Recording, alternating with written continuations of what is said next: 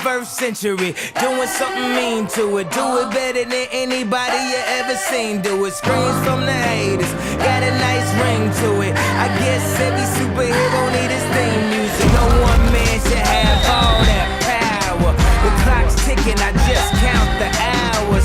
Stop tripping, I'm tripping off the power.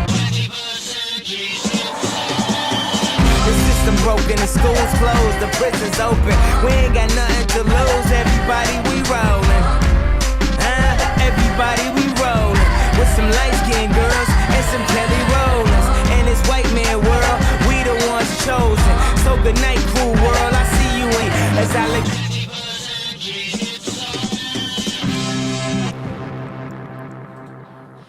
Good evening, ladies and gentlemen. Good evening. I don't hear anything. I hear it. Can you hear me? Good evening, ladies and gentlemen, and welcome to Robertson Field for the final game of the Wardog football season. We want to thank you for joining us for tonight's broadcast of Wardog Football live on Wardog TV. I'm Jim Paxton along with Jay Cutsmith, and we are excited to bring you tonight's broadcast. Wardog TV is the official home of all live Miami Wardog sports, performances, and special event broadcasts. Our goal is to create an environment for students to gain real-world experience in production and content creation. As a result, we will provide high-quality broadcast and video content to Wardogs around the world. Tonight's broadcast student production team is made up of Kiara Richards, Kaylin Lewis, Ella Shelton, and Parker Woods. It's hard to believe this is week 10 of the football season, and unfortunately this will be the final game for the Wardogs, who will not be advancing to the playoffs for the first time in the last 4 years.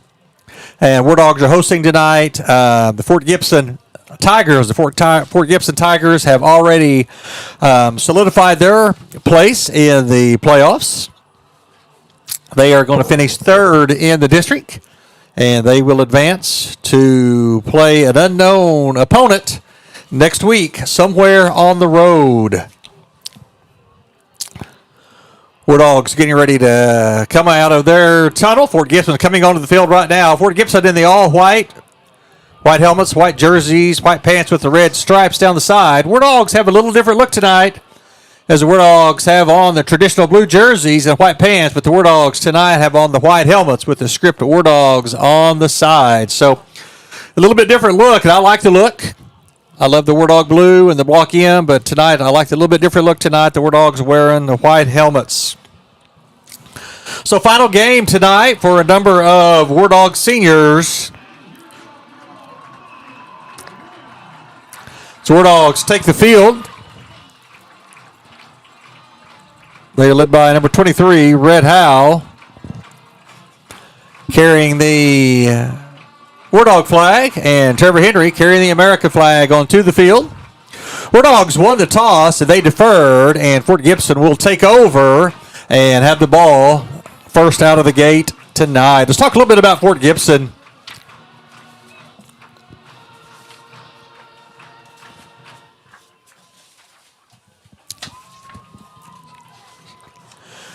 Fort Gibson's a very good football team. They come in with only 3 losses on the season, and by a total of 6 points.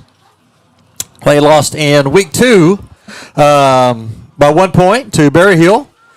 They then were stopped on a 2-point conversion with less than 10 seconds at Grove. Grove defeated them 29-28, and then a week or so ago they lost to number 3 Cushing 35-31, and Cushing had to score late. So this is as good a football team as the Wardogs have seen all year long, and just a couple of bounces of the ball. Anyway, they could easily be coming in here 9-0 and already have wrapped up the district title.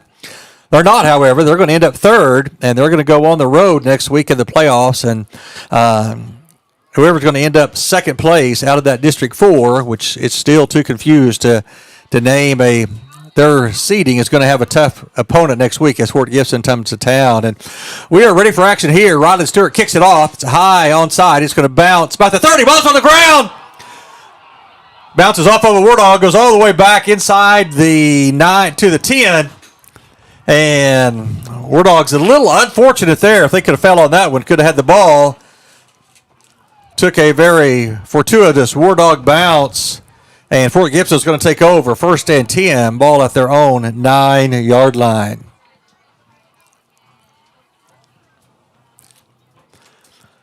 Said Fort Gibson comes in 6-3. Miami comes in 2-7. Fort Gibson has already wrapped up third place in the district. Cushing is the district champion, followed by Grove in second. Cushing in third. And the winner of Wagner and Oologah tonight will end up in fourth, and the loser will be left out of the playoffs. So Fort Gibson wants to put the ball in the air a lot. Their quarterback is an excellent thrower. They're going to hand it up inside. He finds a big hole over the middle, out across the 15, up to the 20, pickup of almost 11 on first down for Fort Gibson, and they move the chains. I said, this team is as good as anybody we've seen all year long.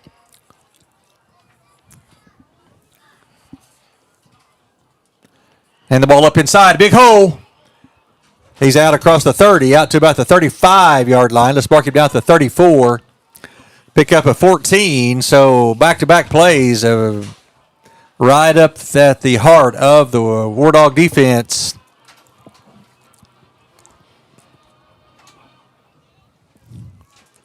Quarterback gets it. He drops back. Going to throw it, and it is intended for number 2, Cash Keys. It's going to come incomplete. Gavin Fairman and Hunter Connell on the coverage for the Wardogs to bring up a second down and 10.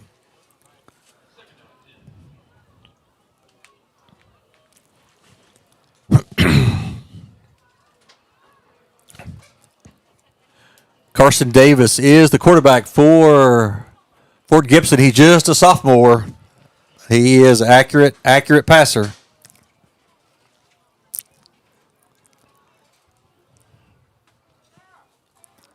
Davis going to hand the ball up inside again. Another big hole out to about the 40-yard line.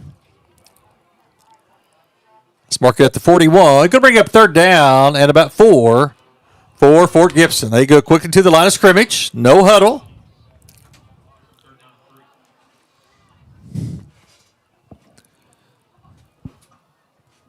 Number 5, Colt Steven. He's the main ball carrier for them. Especially when they want to carry the ball between the tackles. They're going to hand it up inside to him. He's going to find the first down out across the 45, up to the 50. Still on his feet, all the way into Wardog territory down to the 47. So big pickup on third down for Fort Gibson as they move the chains once again.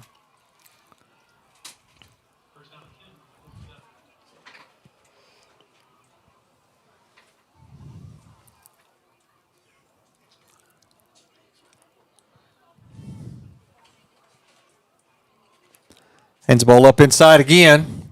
Finds another seam inside the 40.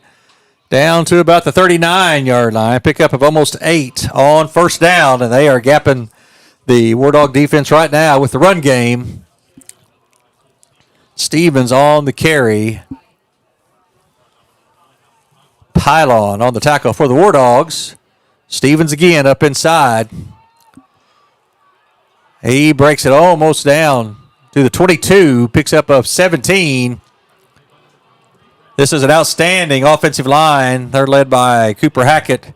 He's 6'8", 260 pounds. He's just a junior. He's already committed to the University of Oklahoma. Still has another year of high school football remaining. And Fort Gibson is knocking on the red zone already. Gonna throw it out. It's caught by number 2. And he is going to fight his way. He's going to break a couple tackles, and he's going to go into the end zone. So, boy, Jack, unfortunately, they made that look easy. Yes, they did.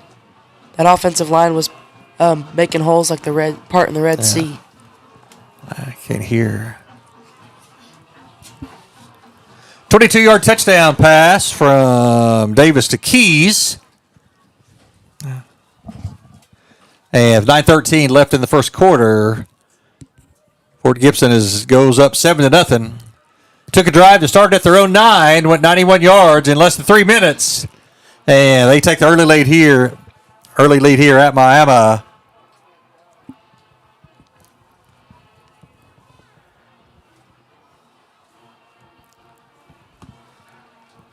The Wardog's defense is having to really work up against that offensive line because they are big and strong. Yeah, this is a really good team. Like I said, this is the goodest team as we've seen all year long. You got to really compare them with Cushing, with Grove, with Elkins, Arkansas. They can hold their own with anybody. And they're a young team. They play a lot of sophomores and stuff there. They're going to be good for a while.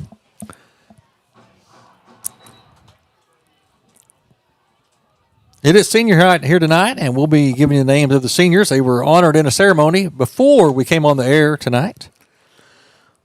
Seniors have been an integral part of 3 consecutive trips to the playoffs. Unfortunately, that streak will come to an end this year as the War Dogs will not be advancing. Back to return is Byron Harrison and Kendrick Cook. All right, and the kick. Deep toward the sidelines, cut by Cook at the 20, out to the 25. Crosses 35, out to the 36. Good return, and the War Dogs will take over. First down and 10. Seniors tonight for the War Dogs. Ryder Oakley as the manager of the War Dogs. Donnie Garfield, Gavin Fairman, Kendrick Cook, Hayden Connell, Elijah Wilkie, Trent Lawson, Bryce Barnes, Tristan Hardcastle, Carter Sander, Josiah Barley, all members of the Wardog football team. And 3 special young ladies who have been very dear to our hearts here at Wardog TV. Kiara Richards, Kaden Lewis, and Ella Shelton. Also seniors, and they were recognized before the game as well. And they've been with us all, for almost 4 years now. Every Friday night, putting on this for you, so we can bring you this action every Friday night. Gavin Fairman takes the handoff, goes over the left side, picks up about 6 or 7. So good run by Gavin on first down. So a special shout out to the ladies of Wardog TV for all they've done to bring you these broadcasts, run the cameras, run the scoreboard, run the technical board. Every Friday night for the last 4 years, they've been an integral part. Second down for the War Dogs. Should have an offsides, and there it is. War Dogs going to pick up a first down by the penalty. Number 52 jumps off sides. That is Caden Ford. He's a 6 foot, 275-pound junior. Going to bring up first down for the War Dogs. Ball just shy of the 50.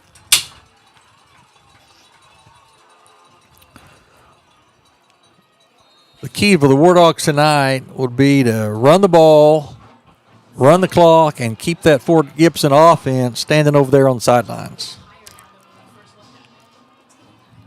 Fort Gibson took the opening kickoff, took them less than 3 minutes to travel 91 yards. They're only, to be honest with you, they made it look easy.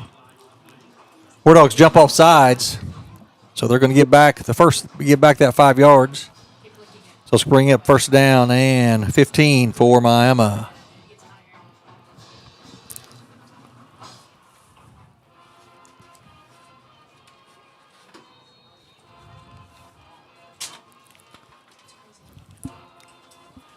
Blaze Riley coming to the huddle to give the play.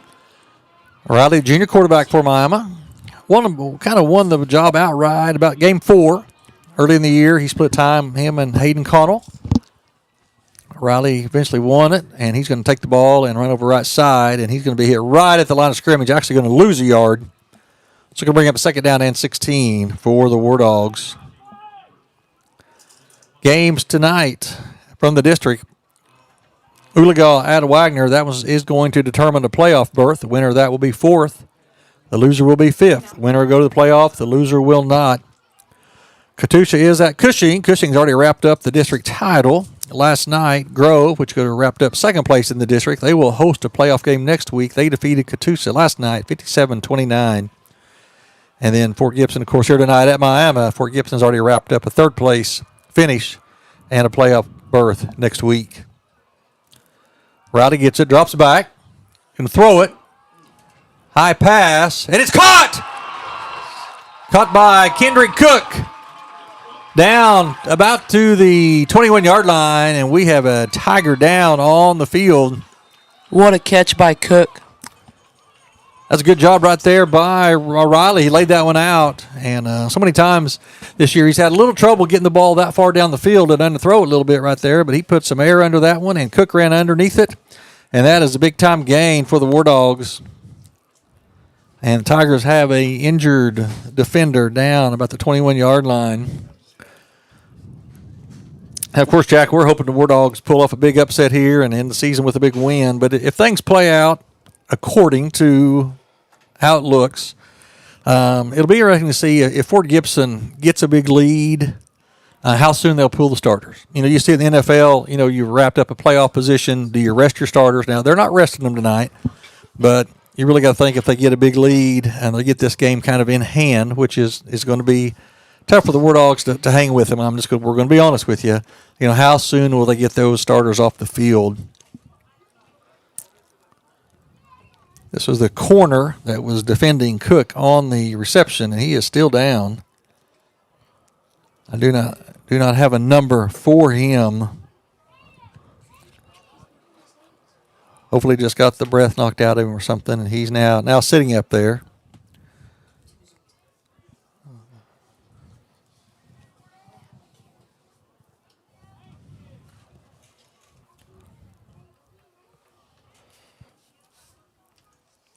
Some of the War Dog training staff, and I believe the doctor that's on the War Dog sideline is there. They're tending to him. He's down about the 21-yard line right now.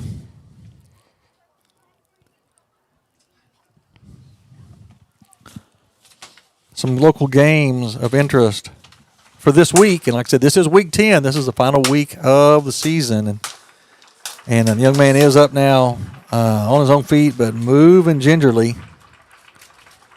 Can you give me a number there, Jack? Is that 21? Yes, it is. That 21. is Caleb Miller. Caleb Miller. All right. Defensive back, and he's walking off under his own power now. So some games of local interest here. Chelsea is at Salina. Salina's had a really good year. They're ranked. Commerce at Adair. Adair is ranked number 1, and Commerce has had a rough year. Commerce just 1 win going into week 10. Keys at Wyandotte. Wyandotte has wrapped up a playoff spot. Colcord at Kansas. Quapaw at Caney Valley.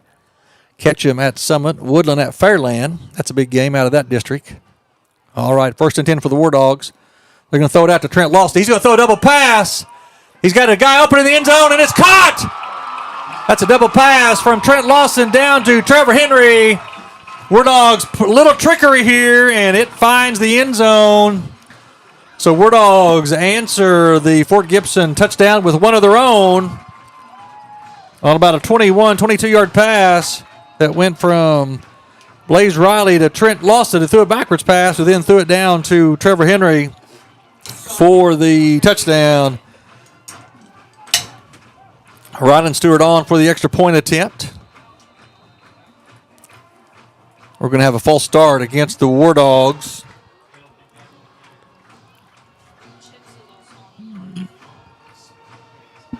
So that'll back him up 5.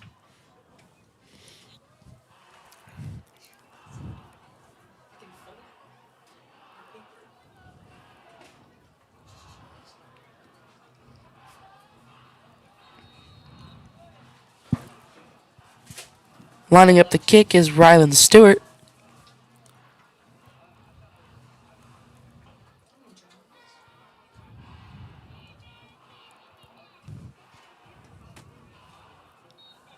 And the kick is up. And it is no good.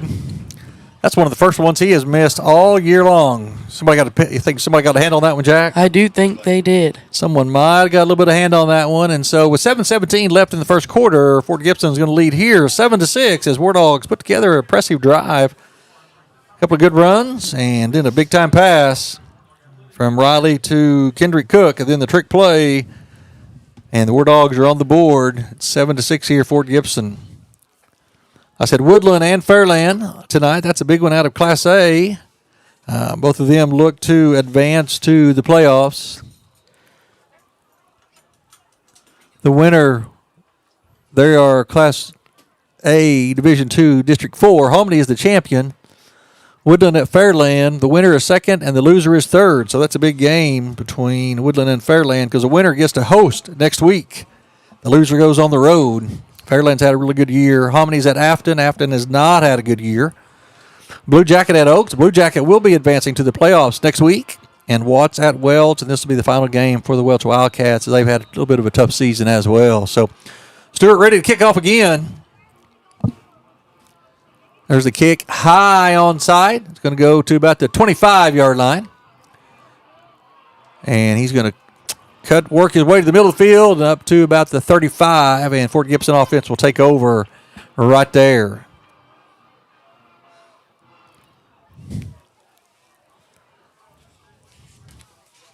The injured player from earlier, number 21, seems to be okay now because he is the one who returned that kickoff. All right. Might have just got the air knocked out of him. We're glad to see him up and doing good right there. There is a flag. Got a flag back about the 22-yard line. That's probably going to be a holding or a block in the back, my guess. We'll see what they signal there. I think what we had the guy behind, the guy who caught it, the guy behind him signaling for a fair catch. But he didn't catch the ball. That's a penalty. So I'm not sure how we'll mark it off. They're going to mark it off against Fort Gibson because, the number 21 caught it, but the guy that was about 5 yards behind him was signaling fair catch. And I think he was probably telling him, hey, fair catch it. But one guy can't signal a fair catch and somebody else catch it and take off running with it. So that is a fair catch infraction against the Tigers. That's going to back them up and put the ball about the 26-yard line.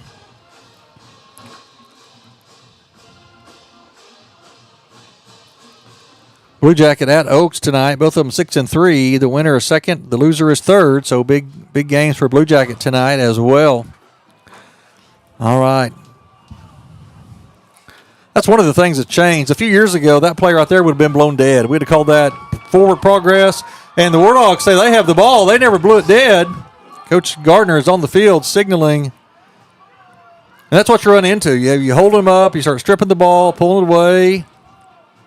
Used to that would be once it kind of got stopped, they wouldn't let you push him from behind. That was a penalty. That's something that's changed as well. You even see it in the NFL. They call it the tush push now. That used to be against the law. All right. They're going to give Fort Gibson about 6 on first down. Going to bring up second down and 4.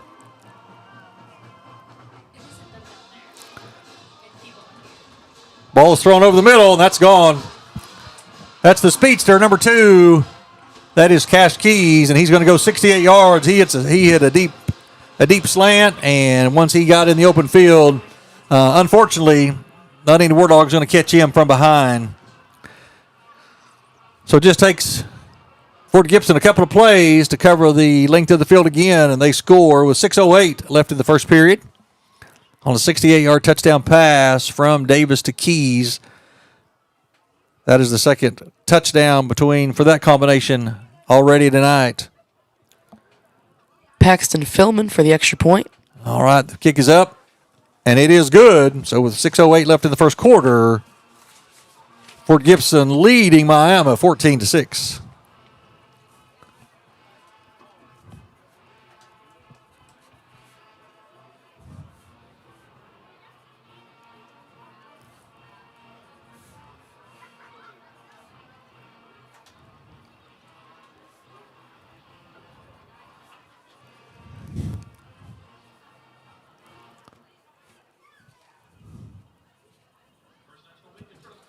All right, Fort Gibson will be lining up to kick it off again.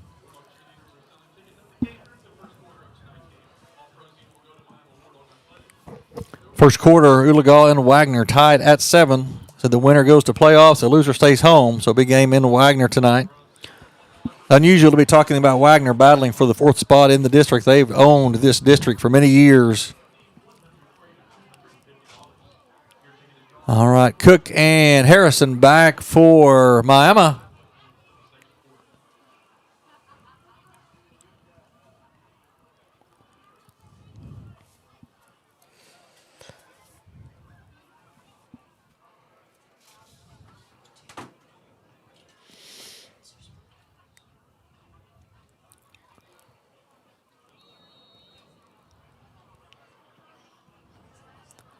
Fort Gibson high on side, taking about the 32-yard line, out across the 35. Going to be marked out of bounds at the 39. So decent field position for the War Dogs. They will come out for their second possession of the night. That ball was fielded by number 23, Rhett Howe. Rhett Howe there for the War Dogs, returning it. Got a decent return. Not that deep of a kick. The War Dogs will take over, like I said, with decent field position. War Dogs trail here. We're right at the halfway point of the first quarter. War Dogs down 6 to 14. Fort Gibson have scored really quickly on both of their possessions, so this will be the War Dogs' second possession of the contest. War Dogs tonight with the white helmets. Script War Dogs written on the side. Riley gets it back under pressure. Rolling to his right, and he's going to fight forward for about 1 or 2 yards. Going to give him one up to about the 40. Riley struggles a little bit. If he has to roll to his right, he's a left-handed quarterback. It's hard to get that shoulders turn, and he was looking to throw that one. Let's give him one. Going to bring up a second down and 9 for Miami. Talk about the War Dogs white helmets. No, the War Dogs did not buy a whole new set of white helmets. Actually, what you call a skin. It's just like a thin layer that goes over the helmet that gives it a little bit different look. All right, second down and 9 for the War Dogs. Trevor Henry in motion.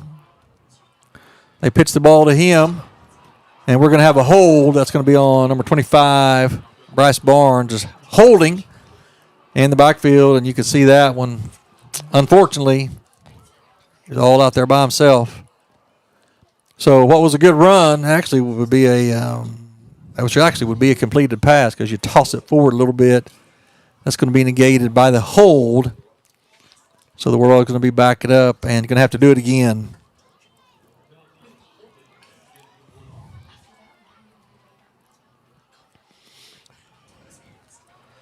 That's not what you want after a good run. Nope, but there's a reason he had a good run because we held the defensive end.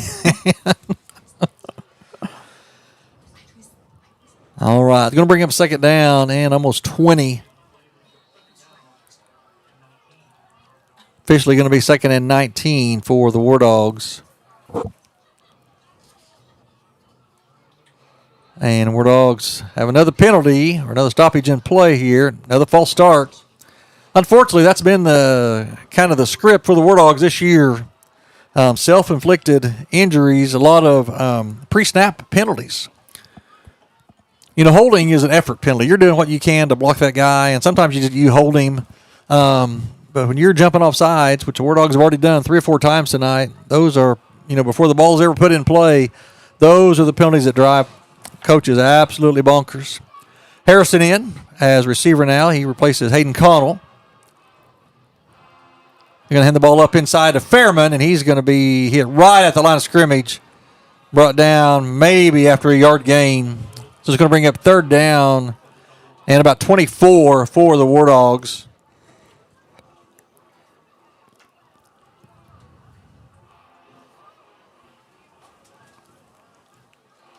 We want to thank you for being with us throughout the school year here at Wardog TV. It's been an honor to bring you these games. I hope you've enjoyed them. Those of you who haven't been able to get to Robertson Field or been able to travel with us on the road, we've hoped you've enjoyed the broadcast we've been able to bring you this year. Third down and long for the War Dogs. Riley's going to keep it over the left side, and he's going to be hit in the backfield for about a 2 or 3 yard loss.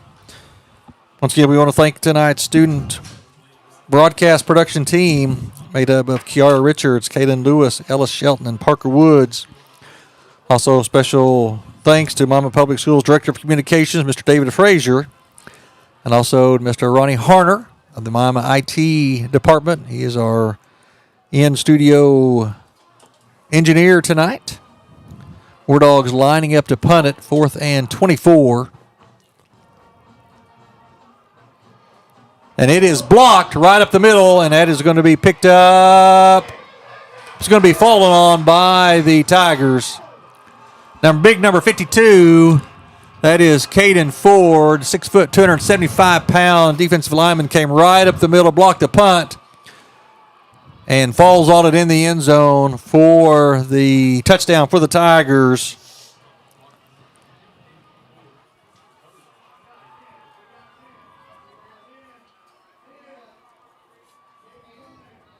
So, Jack, kind of what we're afraid of here, already we still got 3.5 minutes left in the first period, and already Fort Gibson started to pull away in this one. How long do you play your starters?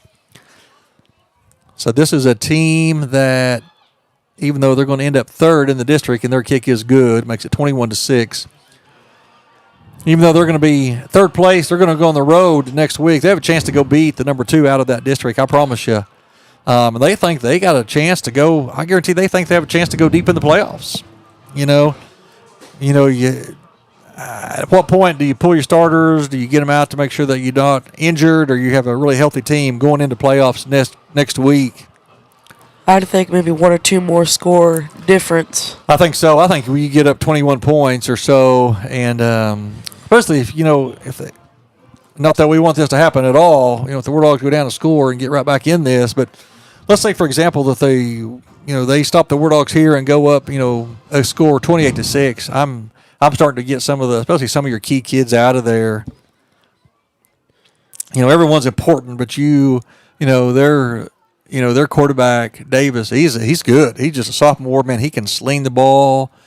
Keys, the receiver right there, number 5. Stevens, the running back, number 7.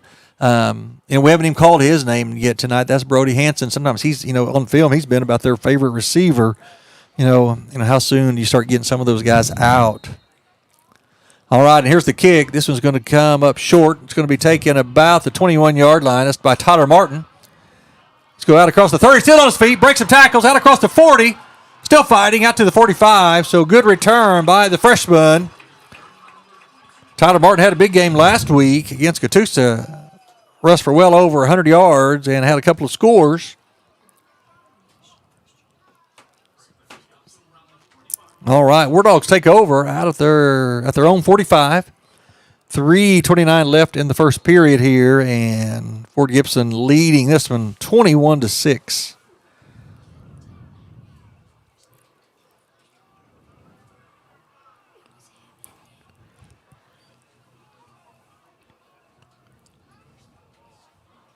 All right, 1st and 10 for the Wardogs.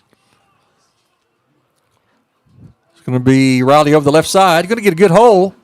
It's going to cross the 50 down to about the 47. Pick up almost 7 or 8 on first down. They're going to bring up 2nd down and 3 for the Wardogs. It's a good way to start a drive.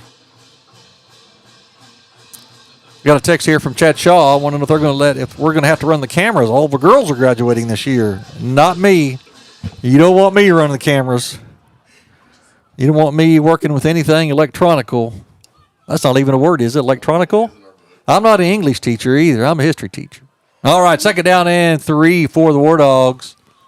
Going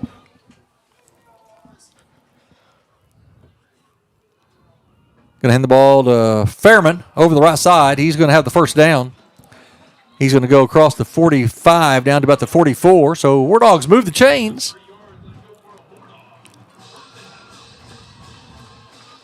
Hats off to Coach Gardner and his staff. The kids coming out and still competing, still fighting hard, and it's hard. Unfortunately, I've coached through some really good years, and unfortunately, I've coached through some lean years. And it's hard to get your kids to stay motivated and stay focused and to come out and keep playing hard. But the Wardogs are tonight. They're battling. We'll be honest with you. This is a team, really, this is a team that is outmatched the Wardogs. Going to throw this one deep. And it's going to go up to Harrison, and it's going to fall incomplete. Going to bring up 2nd down and 10.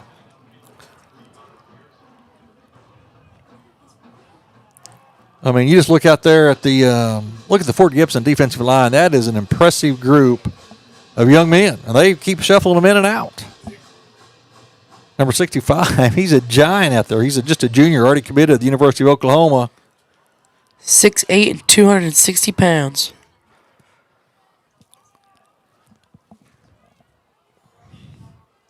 Second down and 10 for Miami. Riley's going to keep it over the left side. Down to about the 40. Pick up of almost 5. So going to bring up 3rd down and a manageable 5 yards to go for the Wardogs. I'd look for the Wardogs just to keep doing what they're doing. Take a shot every once in a while. Keep running the ball. Keep running that clock. You want to shorten this game as much as you can. Because as we've seen, Fort Gibson offense comes on the field, they can strike quick and from any distance. 3rd down and 5 for the Wardogs. And already, once again, the Wardogs in a pre-snap penalty. The whole left side jumped off sides.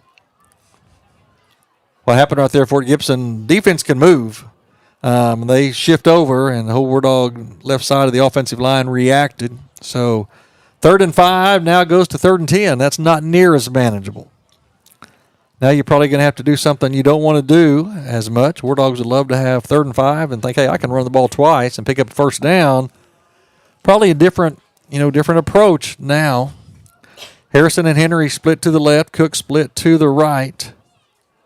Barnes is the tight end.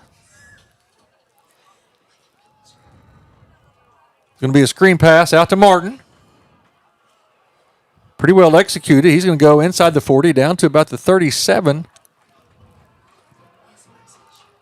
So the young freshman there showing a lot of promise. Going to bring up 4th down and about 4 for the Wardogs. See if the Wardogs can draw them off sides here and pick up 1st down.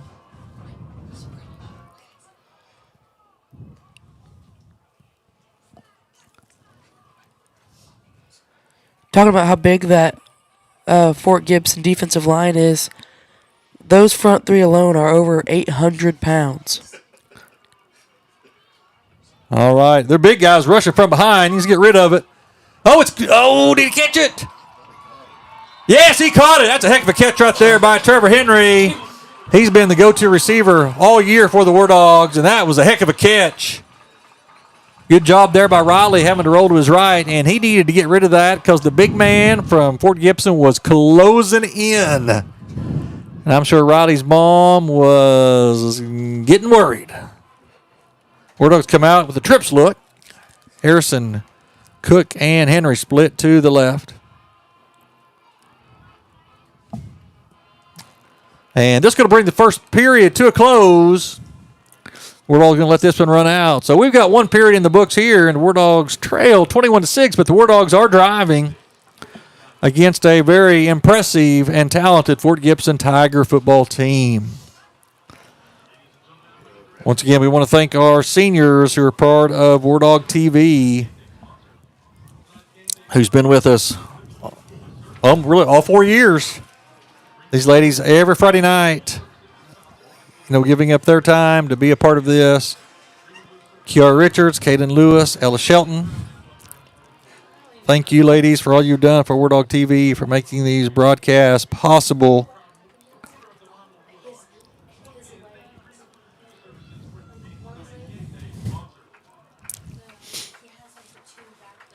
Wardog's going to be facing a 1st and 10 when we get underway here in the second quarter at the Fort Gibson 30-yard line. So Wardogs put together another good drive here.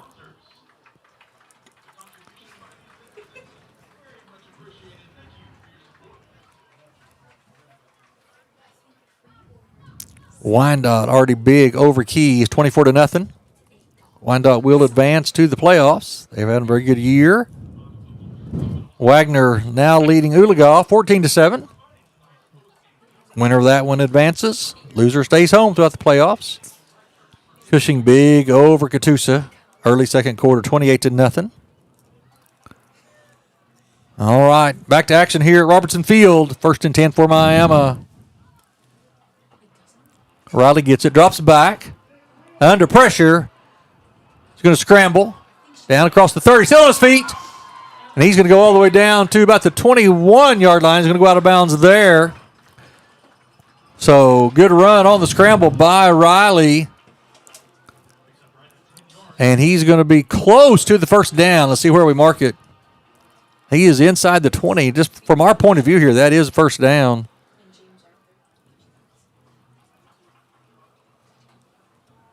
Got official going way back. Is that a flag back there? No. I don't know what that is. He went back there almost all the way back to the 45-yard line to pick up something. They're going to give it to us. 1st down, Wardogs. All right, so Riley does pick up 1st down on the scramble.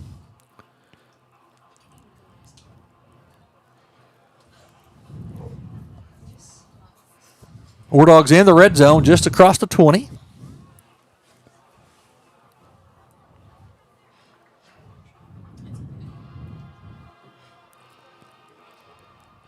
Henry in motion. He's going to hand the ball up inside to Fairman. He's going to try to bounce outside. He needed to stay up inside. He's going to be brought down for a big loss.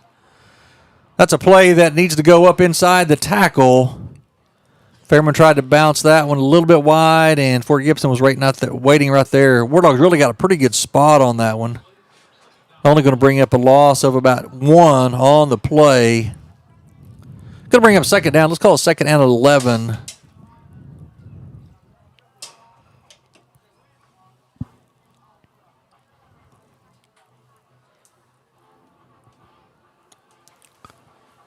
Just underway, second quarter. Fort Gibson leading 21-6.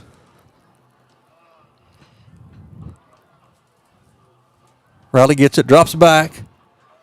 Looking to his right. Scrambling. Now backing up. And that's the situation there. He can't throw it going to his right. He just can't get his shoulders turned. He had Cook open there in the flat. We're just not able to get the ball to him.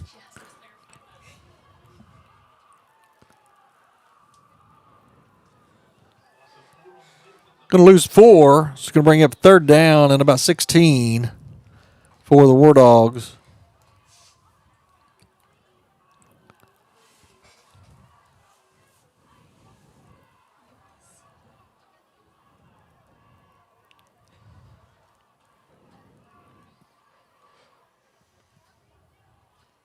They're going to hand this one up inside to Fairman, and he's not going much of anywhere. Going to fight forward for about 3. It's going to bring up 4th and 13 for Miami.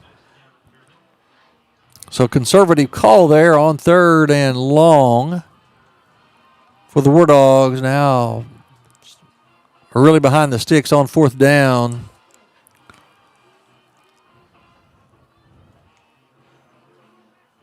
Looks like they're going to go for it. Yep, probably they're too far for field goal and too far down here to punt it. That's really about your only option here. So Wardogs got to pick up 13. Got to get the ball just inside the 10. Riley gets it, drops back. Can throw it over the middle. Throws that one up and going to fall incomplete.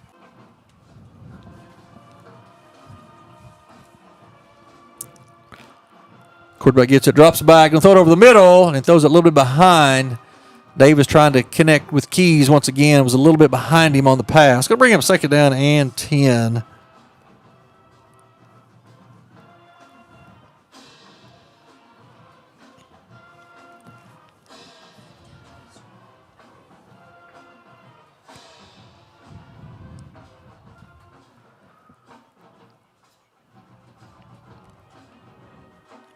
Hand it off up inside. And a gaping hole, and he's gone. That's number 2, and you're not going to catch him from behind, I'm afraid, and we are not. That's going to be a 77-yard touchdown run. That's the 3rd touchdown tonight for Keys. He's had 2 by the pass and now 1 by the run as the speedster really went right up the middle, and he went untouched, 77 yards.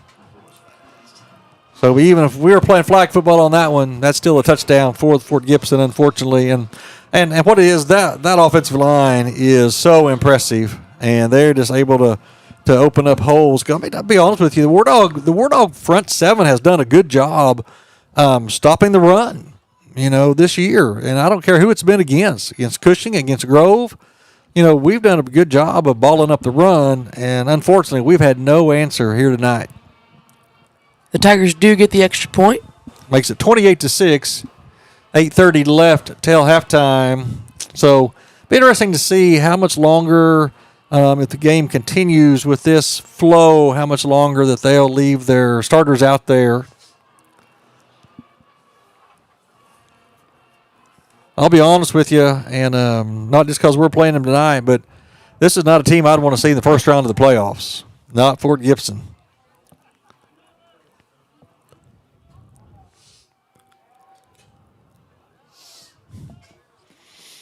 Some scores from across the state from 6A Division I. Bigsby 21 over Norman 3.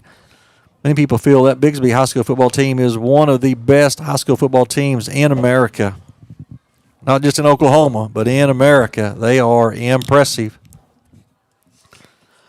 Edmond Memorial leading Tulsa Union 16-10.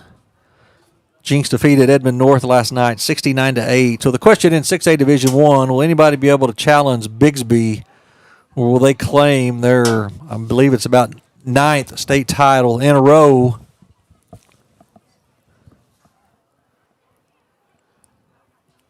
A Division II, the big one there, Sand Springs and Sapulpa. The winner of that one is going to be the district champ. Really short, high on side. And Hardcastle catches it there, does a fair catch, so that's exactly what you want to do right there. Wardogs will take over at their own 38-yard line. Wardogs trailing here 28-6, and we have been informed that once the score goes over 35, that the clock will run. No, I'm not being sarcastic, but the officials have talked to Brad Satterwhite, to Brian Mitchell, who run the clock and everything for the Wardogs just a few doors down. Once the score does, if it does go over 35, that the clock will begin to run. Hand the ball up inside. Wardogs, the ball is on the ground, and it's picked up by Fort Gibson. And he's going to go out of bounds about the 27-yard line. So Tyler Martin, the freshman, had a pretty good gain there and was weaving his way through the defense, but the ball came loose, and Fort Gibson falls on it. And their offense, unfortunately, coming right back out after one play. And they are knocking on the red zone already. Going to have 1st and 10 at the Wardog 26, 8:17 left in second quarter. And Fort Gibson's offense comes out for the next possession here. So Keys has been the big guy tonight for Fort Gibson. He's already totaled 3 touchdowns, 2 have eyed the pass. One of those 68 yards, plus a 77-yard run. Davis gets back, drops back, going to throw it over the middle. And where it is, I have a penalty down. He caught it. Wow. They're saying he caught that, and that's going to be a touchdown. I think we actually had a pass interference on the Wardogs. He shoved him to the ground, and he still caught it. And he still caught it. Number 7, like I said, as I look at the film each week preparing for the broadcast, he was their favorite target the games I saw. And that was a heck of a catch right there. One thing, you got attacked and interference, and he'll still catches the ball. So takes Fort Gibson one play to put more points on the board. We still got 8 minutes till half, and Fort Gibson starting to pull away here at Robertson Field.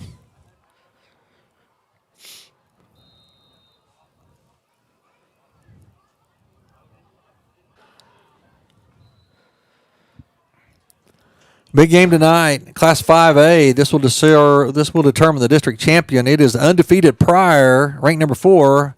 They're hosting Del City, ranked number 3. And Pryor is leading 22-14. So Pryor Tigers undefeated this year. They have had a tremendous season. Just down Highway 69. Cook and Harrison back deep to return. I didn't scoot those guys up because they haven't kicked it deep yet. Now it looks like he's going to maybe kick this one a little bit deeper. And he's going to. This is going to come to Harrison. He's going to take it about the 5. Head straight ahead. And pretty good return out across the 20 up to about the 25. So good return there by Harrison. Not that I'm a little partial to him, but that is my grandson. So good return there by Byron. It's all right to be a little bit impartial, isn't it? I'm the announcer. I'm a little impartial to the guy sitting beside me announcing. That's my Jack. That's my other grandson. We're all happy to be with you here tonight on Wardog TV. Wardogs take over. Still 8 minutes left in the second quarter.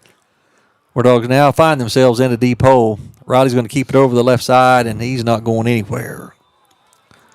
He's going to be hit in the backfield for about a yard loss. Looked like those linebackers knew that play before the Wardogs did. They're just reacting quick. And what's happening is that you're not getting to you the defensive line is so big that, we're not moving them any because they're like moving like 5 big dump trucks across there, and the linebackers running free. I mean, there are some big defensive linemen down there, and they're big and athletic looking. Riley's going to throw this one. It's going to be intended to Cook, and it's going to fall incomplete. Going to bring up 3rd down and 11 for Miami.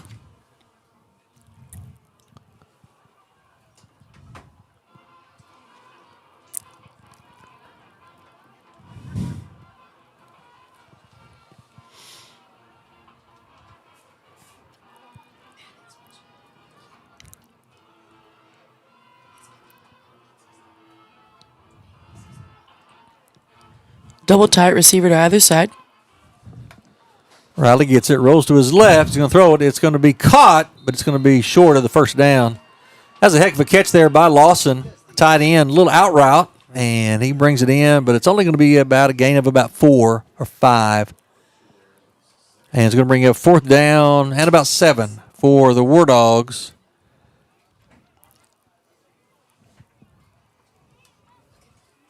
Still no punt formation. And Wardogs often line up in this. They're going to snap it to Riley, and he's going to kick it. That's my prediction. What scares you is that defense gets some penetration. That's a good kick there by Riley. It's going to land at the 35, take a big Wardog bounce inside the 25, and going to roll dead about the 23-yard line. So, unfortunately, here comes a Fort Gibson offense back out onto the field, and they have not been slowed down at all so far tonight. They are 4 for 4 on possessions, plus a blocked punt and a defensive score. And that's where the 35 points that Fort Gibson has already established has come from. And we still have 7 minutes left in the second period. They're going to keep those starters in. Still in right now. And, they might play them a half. Actually, you see a different running back now in for Fort Gibson. That's number 22. First time we've seen him, and he did not show up on film either. And he's going to take it right up the middle, and he's going to go out across the 30, across the 40, out to the 43. Picks up 20. That is 23. So I've watched a couple of films. Fort Gibson, he hadn't played at all. Corey Hutton. And like I said, their offensive line is just dominating the game right now. Going to hand the ball to Hutton again. Across the 45 up to about the 47-yard line. Pickup of about 5. So it'll be interesting to see, how much Fort Gibson puts it in the air from this point. Or are they going to be content just to hand it off? 2nd down and 6 for the Tigers. Going to hand it off up the side again.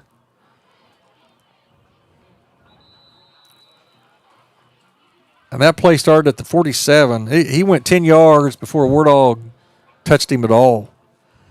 I mean, that is how dominant that offensive line is.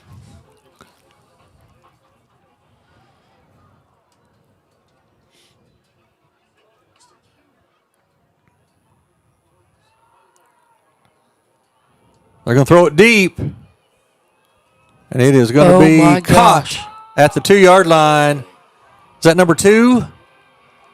That is Cash Keys. That's the big. He's already got 2 touchdowns tonight. And that was a deep pass, and Keys went and caught that one at the 2. They're barely catching those before they hit the ground.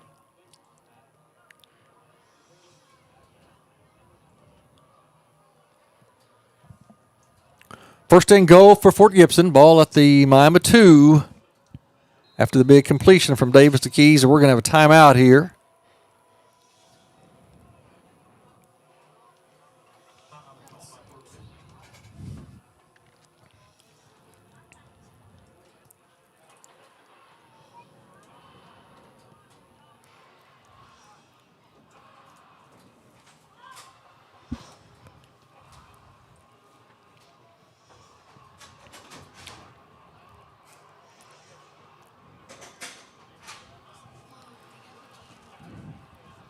5:27 left till halftime. Fort Gibson leading here 35-6 over the War Dogs. It's the final game of the season for Miami.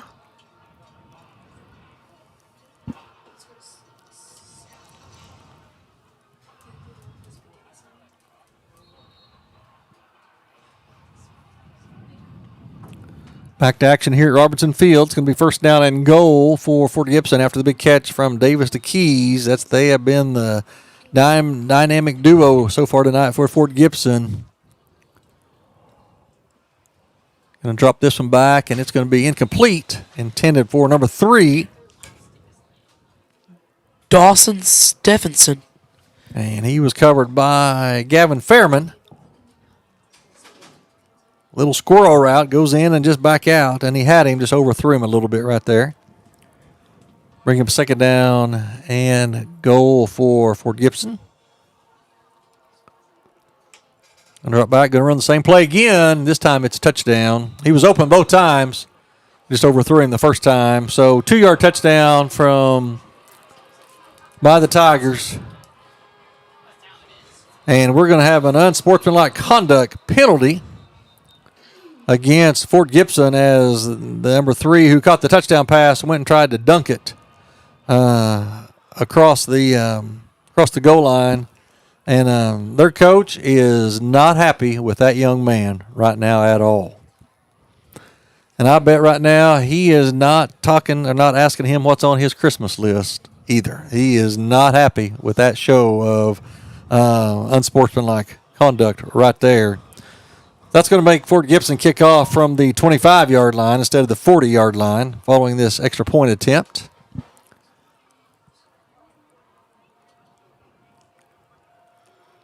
Now it'll push the score. It does push it to 35. So we'll see here if they go ahead and start to run the clock. It's our understanding that once the lead, if the lead did reach 35, that the clock would start and continue to run. There's the kick, gets up and right down the middle. That makes it 42-6. So that's a 36-point lead by Fort Gibson.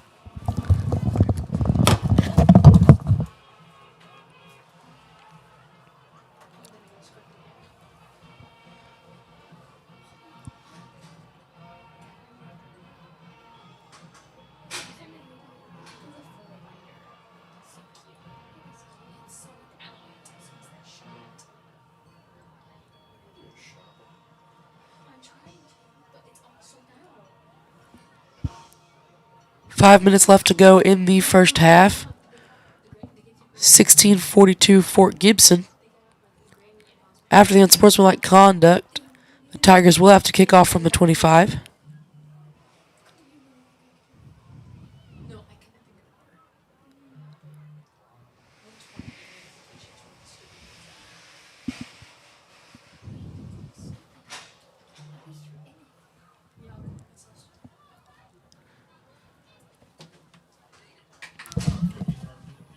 Here to line up the kick for the Tigers is Paxton Philman.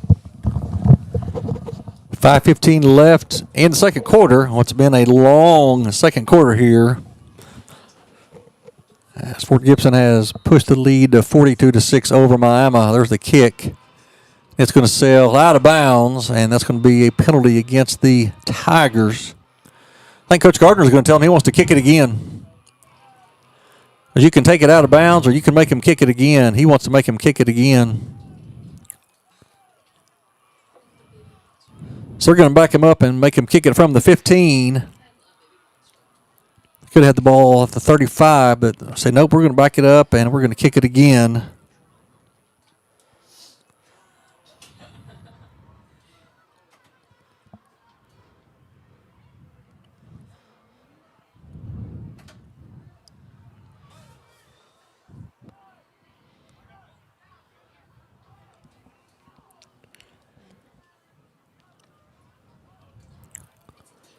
We're about to have to see how far this kid can kick it.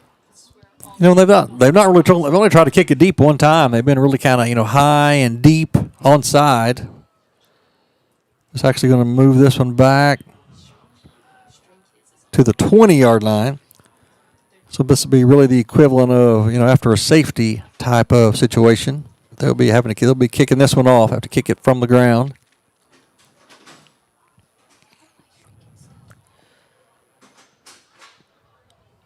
Wardog deep man, that's Harrison and Cook. They're standing almost the 30-yard line. They're going to kick it deep onside. This is going to be taken by Cook about the 32-yard line. He's going to go out to about the 45. And Wardogs take over with good field position. And right now, the clock is not running. That might not take start until the second half. Still got 5 minutes left in the second quarter. Wardogs down here to a really good Fort Gibson team, 42-6.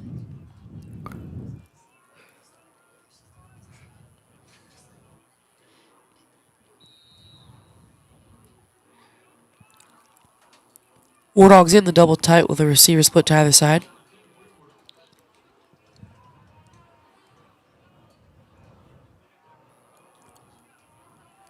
Riley's going to go to the left side. He's going to go up to about the 50-yard line. Pick up about 3 on first down. Going to bring up a second down and 7 for Miami.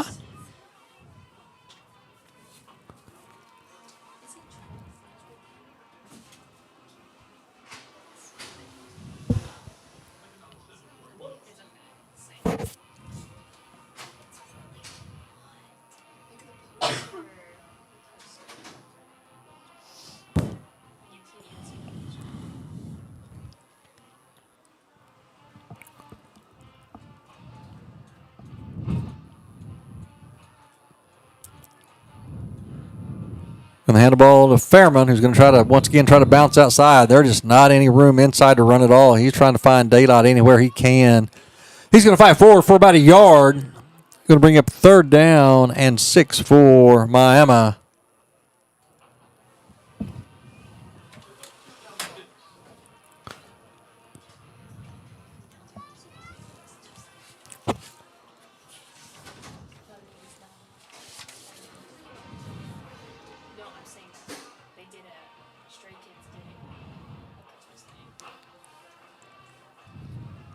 Roddy gets it back, drops back under pressure.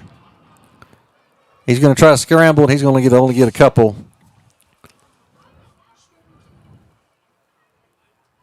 They're going to give him 1 yard.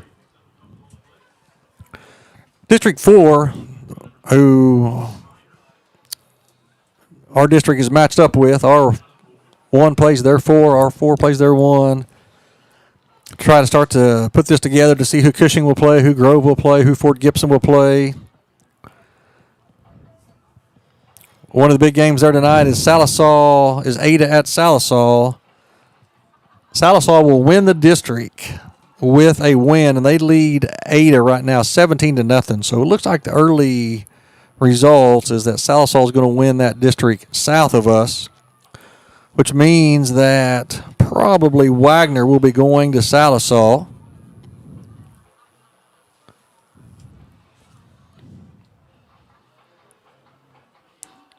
Fourth and 4 for the Wardogs.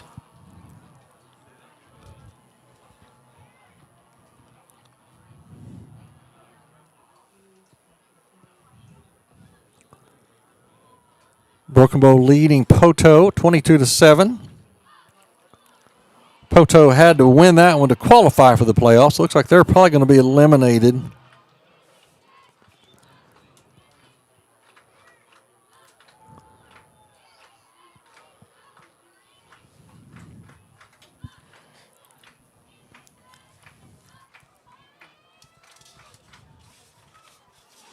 Fourth down and it's called 4 for Miami.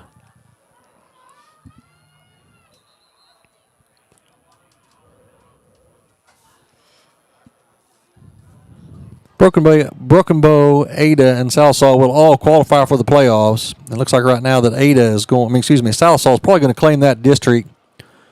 So whoever won the regular season between Broken Bow and Ada is going to be second and the loser third.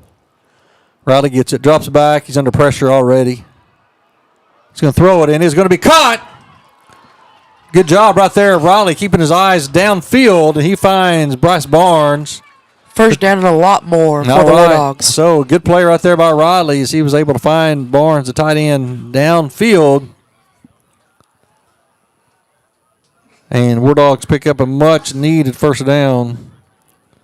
Going to give him first down at the Fort Gibson 25-yard line. 2:44 left till halftime. Wardogs, unfortunately, on the wrong end of a 42-6 deficit here. Lawson and Barnes, the tight ends. Henry and Cook, the wideouts.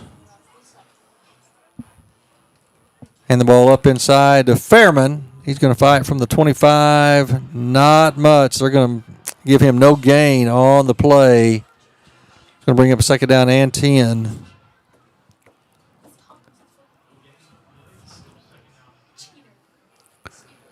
Just across in Missouri, number 2 ranked Seneca Indians, they open their playoffs tonight. They got to bye first round, and they lead East Newton 49-7. Seneca state runners-up the last 2 years, trying to get the gold ball this year instead of the silver football. So good luck to Seneca. They will probably face Cassville next week in the playoffs.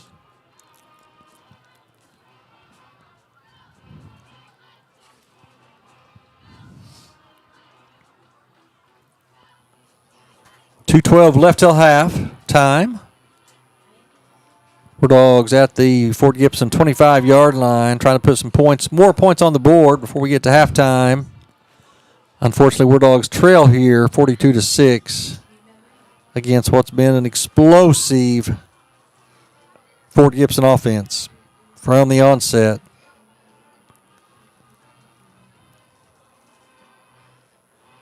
Wagner Newligaw, still last update we had, 14-7 Wagner leading. The winner of that one advances. The loser's home for the playoffs. Grove, they're ranked 5th. They're going to end up 9-1 on the year. They defeated Skytook last night, 57-29. Grove will be hosting next weekend the 3rd place team out of District 4. The 4th place team out of District 4 will have to travel all the way to Cushing. Riley gets it, drops it back. They're going to throw it up, and we should have pass interference. They've got it. It's a good job right there. That was intended for Kendrick Cook, and we're going to have a pass interference inside the 5. So that'll probably put the ball about the 12.5-yard line and give the Wardogs a first down. 2:04 left till halftime. Wardogs trying to get some more points up before the break.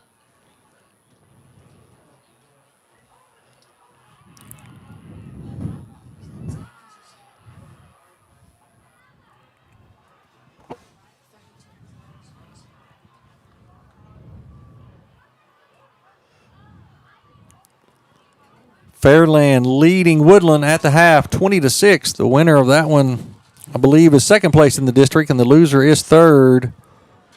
So big game for the Owls just up the road. 2nd place means you host a playoff game. Hominy is the champion of that district. Woodland is at Fairland tonight. The winner is 2nd. The loser is 3rd. So looks like right now Fairland could claim 2nd place in the district, which allow them to host a playoff game next week. Blue Jacket and Oaks in the same situation. The winner of that is 2nd. Loser is 3rd. We'll see if we get an update on that as well. 1st and 10 for the Wardogs. They're going to bring Henry in motion across. And he's going to get to the corner. And he's going to get down to about the 5. So a good pickup on first down. Good blocking by the offensive line on that jet sweep. All right. So a final. This might have been from last night. Oaks defeats Blue Jacket 48-44. So Oaks will take 2nd place in the district. Blue Jacket will end up 3rd. Blue Jacket will advance to the playoffs, but will not get to host. Clock running, 132, 131. Wardogs 2nd down and 3. Ball at the Fort Gibson 5-yard line.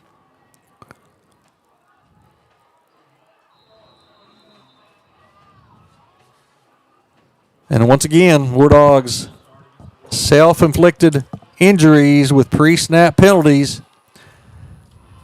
Way too many tonight. At halftime, Welch leading Watts 34-12. Welch will be out of the playoffs this year, hoping to end their season with a win. Penalty moves the ball back to the 10-yard line. And Uligal and Wagner now all tied at 14. Late second quarter. Going to fake the sweep. Riley's going to try to keep it up inside, and Fort Gibson didn't fall for that one at all. I think we're going to have another penalty on the ground. See what we're going to mark off right here. We're going to have a face mask against Fort Gibson. It's going to be an incidental face mask. It's going to be 5 yards, but it's going to be second down over again. That's going to move the ball back. It's inside the 5. We're going to put it at the 4. And it's going to be second down. It's second and 2. Second and 2 here for the War Dogs. Under a minute left in the first half. War Dogs down quite a bit here out on the home finale. Riley gets it, rolls to his left. He's going to throw it, and it's caught. That's a touchdown pass. Heck of a catch right there by Trevor Henry. And the War Dogs add some more to the scoreboard with 47 seconds left. So, like I said, heck of a catch right there by Trevor Henry on the pass from Riley. The War Dogs cut into the lead with 47 seconds left in the half. Wardog receivers tonight doing a great job at going and getting the football. You're exactly right, Jack. They've had come up with some big catches tonight. Hominy leading at halftime. Homony's ranked number 4, leading over Afton 34-0. It's been a tough year for Coach Hood and the Afton Eagles tonight. They're a young football team. I'm sure they're thinking better things ahead in the future. War Dog's going to go for 2. They're going to snap the ball to Blaze Riley, and we're going to have a stoppage in play. I think we had a timeout right before the snap. War Dogs still have one timeout remaining.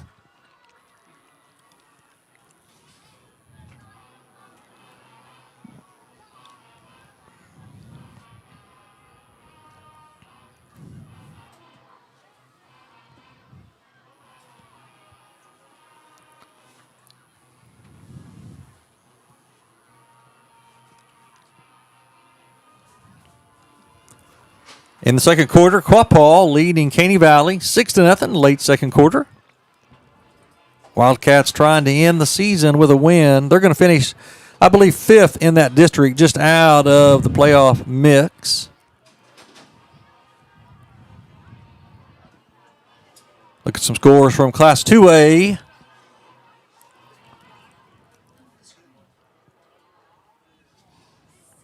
Salina, ranked number 6. They're 8-1 on the season, all over Chelsea tonight, 53-0. That is at the half. Salina in that district with Wyandotte. They are going to be the runner-up. Keys and Wyandotte battling for 3rd and 4th.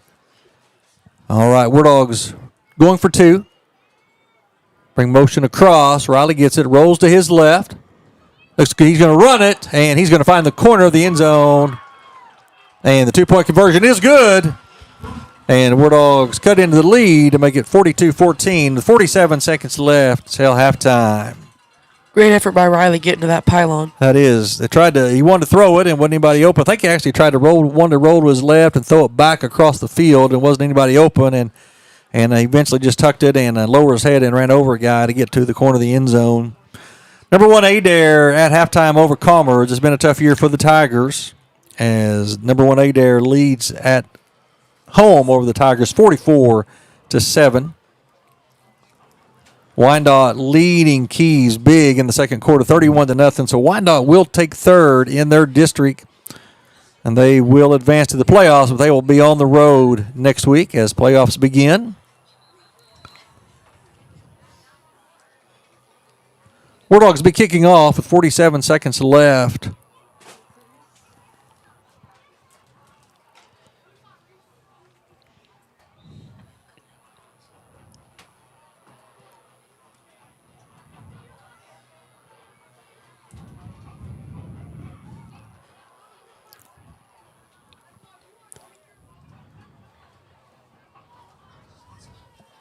All right, Rylan Stewart to kick off for Miami. So we are almost to the halfway point of this one. Keys back deep to return. You do not want to kick it to him. Score from last night. Jay defeated Veneta last night, 20-18.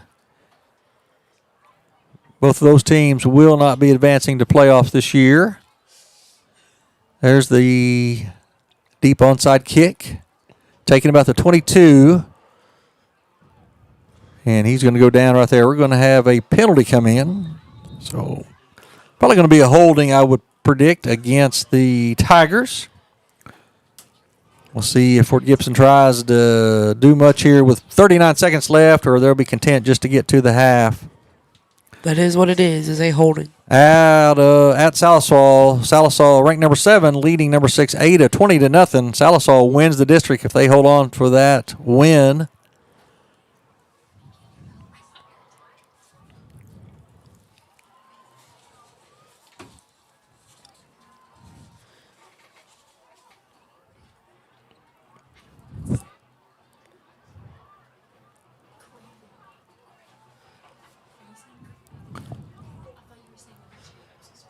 Fort Gibson comes out, trips to the right.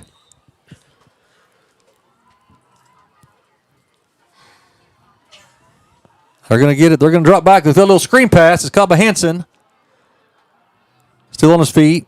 And we're going to have another penalty down right about the 21-yard line. That'll be another hold on Fort Gibson.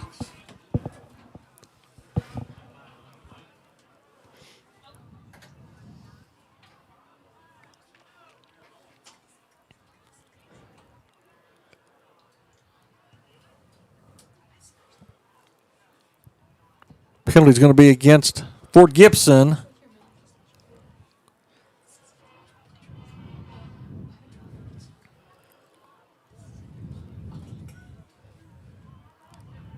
It's going to walk the ball back to about to the 12-yard line. 29 seconds left till halftime. Fort Gibson's going to hand this one up inside. And the ball's on the ground. I think the Wardogs are going to fall on it. And it is. 21 seconds left. Wardogs do pick up a fumble. I believe that was Donnie Garfield, I believe, number 5 on the recovery, but I'm not 100% sure, but it was a fumble. And Wardogs do pick it up. So Wardogs going to try to put some points on the board one more time here.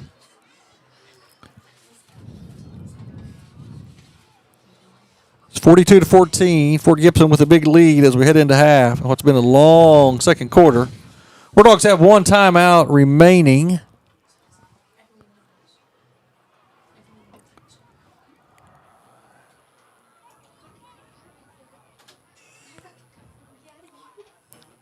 Riley drops back.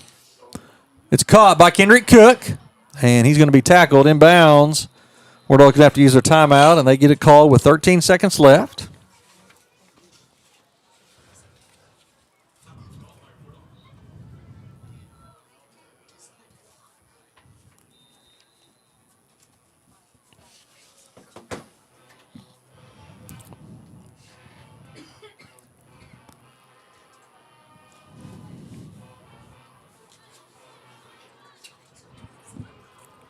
It's going to bring up second down and 6 for the Wardogs. Ball is at the Fort Gibson 24-yard line. 13.6 seconds left in the half. Wardogs trailing here 42-14, but trying to put some more points on the board following a fumble recovery.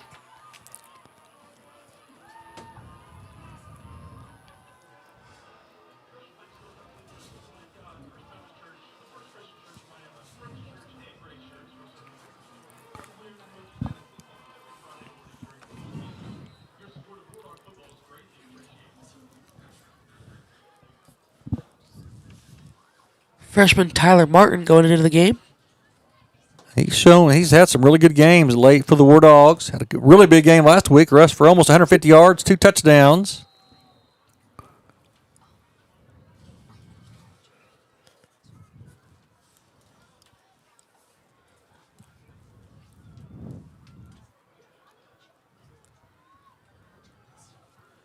All right, it's going to be hitch and pitch. It's caught, and the ball is pitched back to Tyler Martin. And we're going to have another penalty on the play. It's going to be probably holding or roughing the passer. Let's see what we're going to mark off here. The ball is back around where Riley threw it.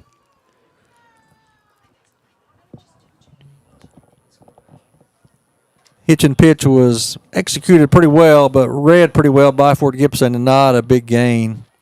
We are going to have roughing the passer against Fort Gibson. That's going to move the ball forward. However, the Wardogs only have 6 seconds left, so one more play is about all they're going to have time for.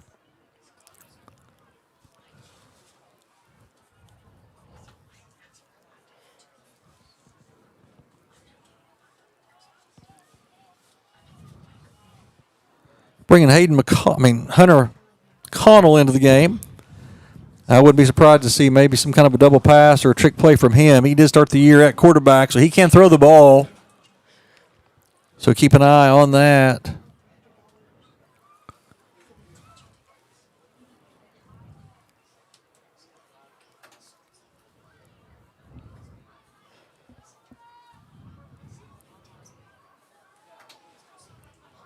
All right. Wardogs have first and goal, ball at the 8. Only 6 seconds left till halftime, so Wardogs really probably have about one play.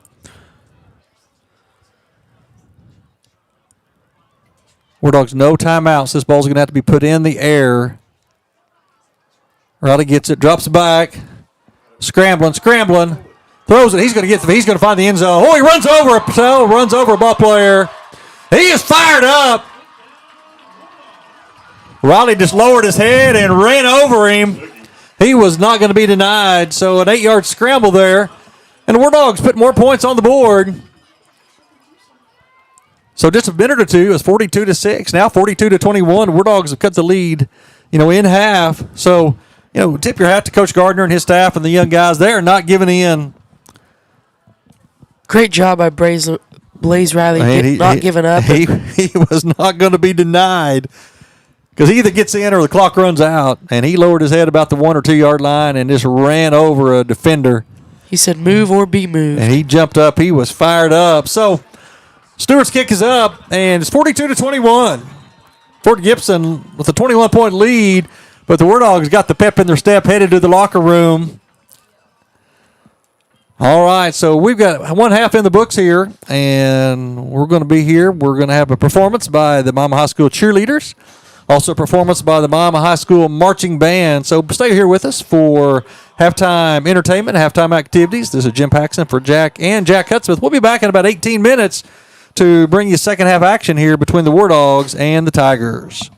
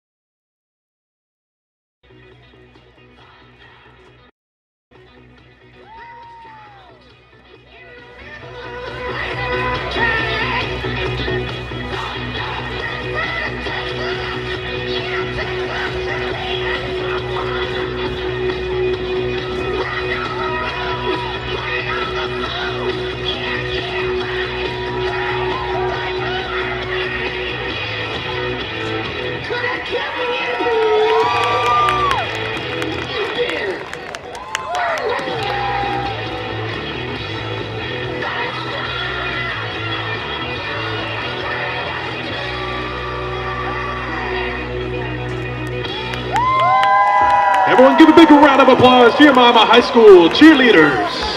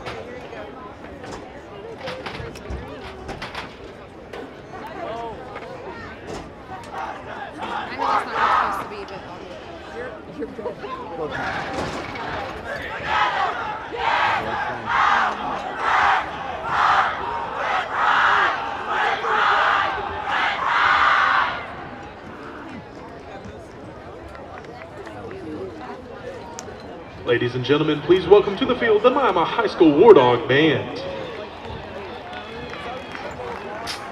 The band is under the field direction of drum majors Josh Lohr and Braden Kendall. Tonight's halftime show will be the final performance of In Honor. Wardog Band has had a very successful marching season. Please congratulate them on their season. It's been yet another year made of excellence and tons of memories. Wardog Band would like to thank our parents, band boosters, donors, school administration, school board, and community for your continued support. We can do what we do because of the support that we are given. So thank you from the bottom of our hearts.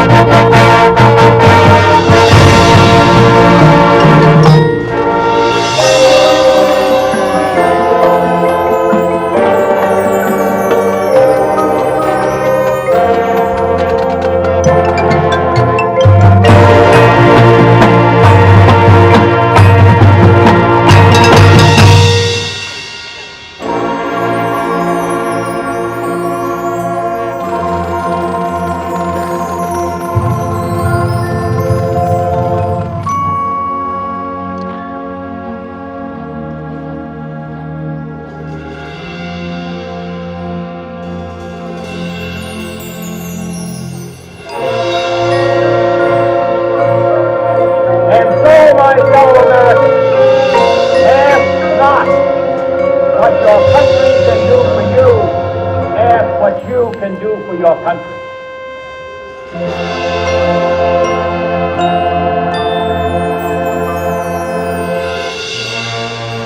And so, my fellow Americans, ask not what your country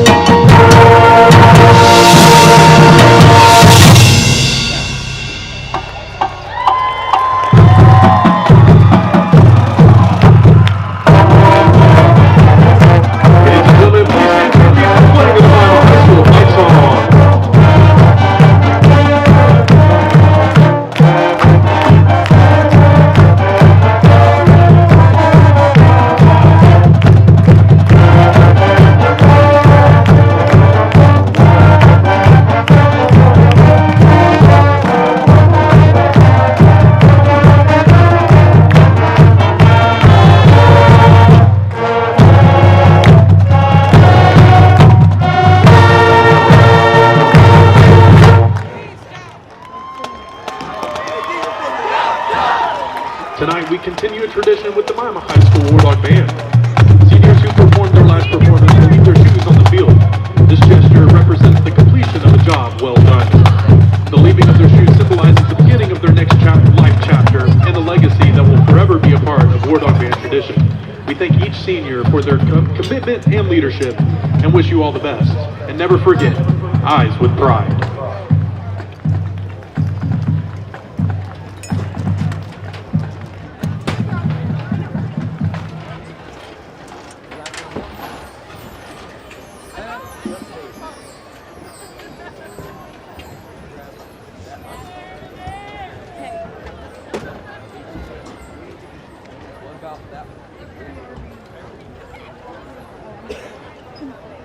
Dang. It looks different from down here. Where was Maddie's spot? It was right over here.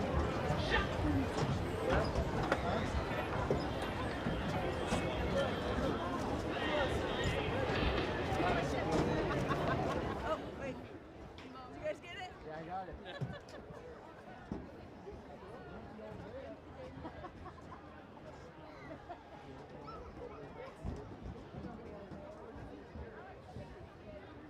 And now, ladies and gentlemen, it's time for the Family Dental Associates Field Goal Kick Challenge.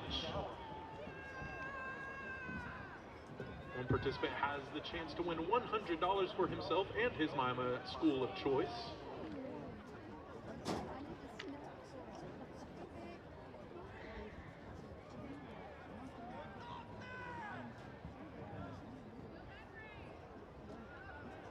All right, everybody, let's make some noise. Go ahead and give him a big cheer.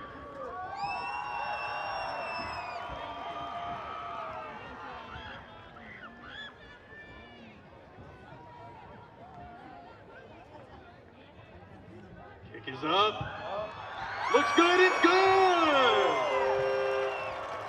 Little man's going home with $100 for himself, and then $100 is going to a Mima school of his choice. And again, give a big round of applause to this field goal sponsor, Family Dental Associates.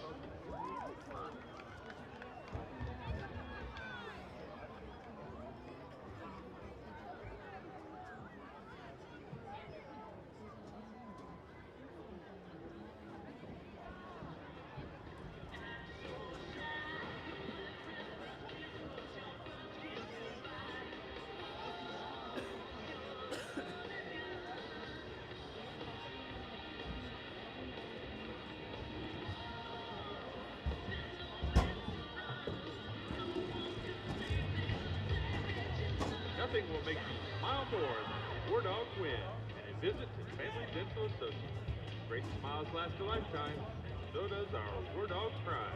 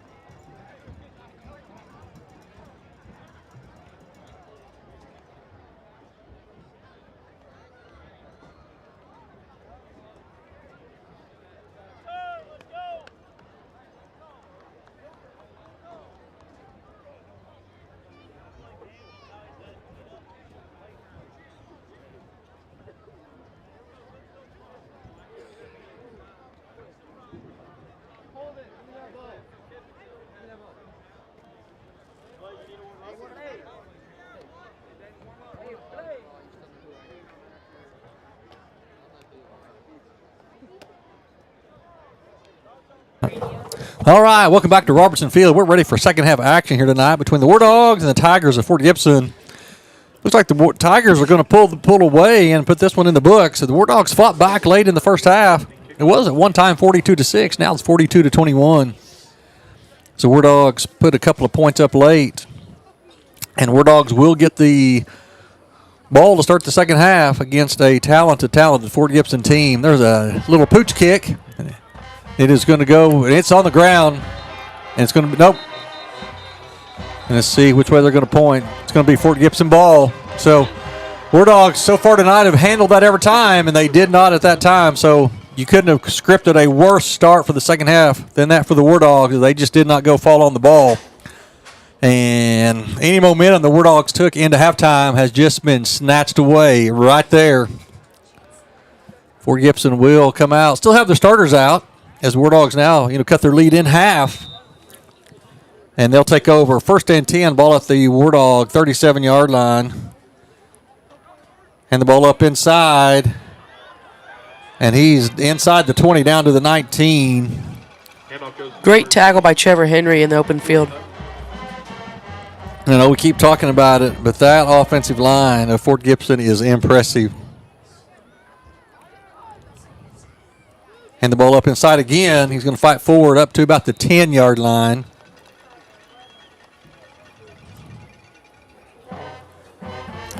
So our district ended up, very close. Cushing's going to win it. Grove second, Fort Gibson third. But, if I had to pick one team, hey, who do you not want to play again? It might be these guys. Three really good football teams. Quarterback gets it, drops it back. It's caught about the 10. And he's going to go in for the touchdown. So Touchdown, Fort Gibson. Fort Gibson answers right away to the two touchdowns the Wardogs put on the board right before the half. So the Wardogs were thinking, hey, we come out at second half and we go put another one in. We're within 14. But Fort Gibson puts that one all the way. And after they recover the kick and it wasn't an onside kick, it was just a little deep pooch kick that the Wardogs just did not go fall on. So instead of the Wardogs driving down to cut it to 2 scores, all of a sudden it's back to 49-21 and a big lead back for Fort Gibson.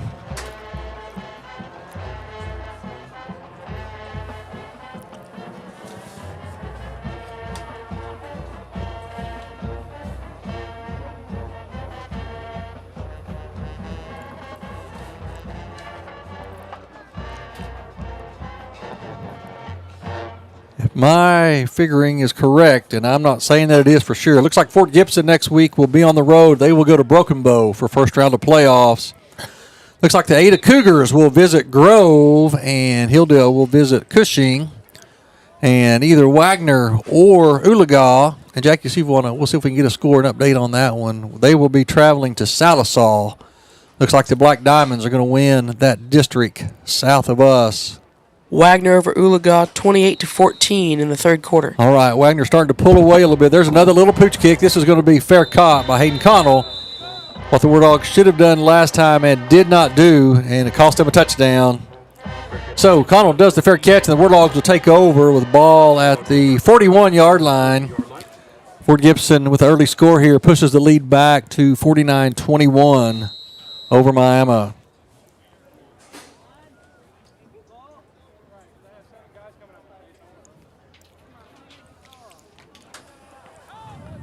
All right, Wardogs take over. Ball just across the 40. Early third quarter. And time again, unfortunately all season, pre-snap penalties have been the Achilles heel of the Wardogs. Wardogs behind the chains already. First down and 15. Move the ball back to the 36.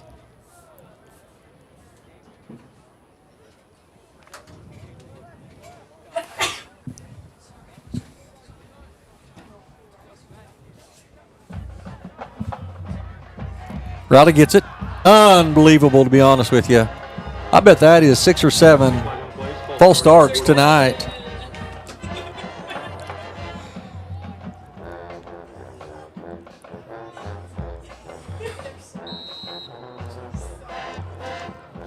Second and 20 now for the Wardogs.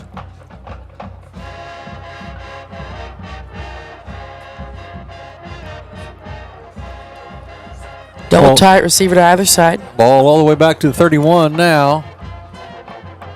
Riley gets it, drops back, rolling to his left. He's going to throw it out of bounds, and it's caught, but out of bounds by number 65, who's not in the game. Pass is incomplete.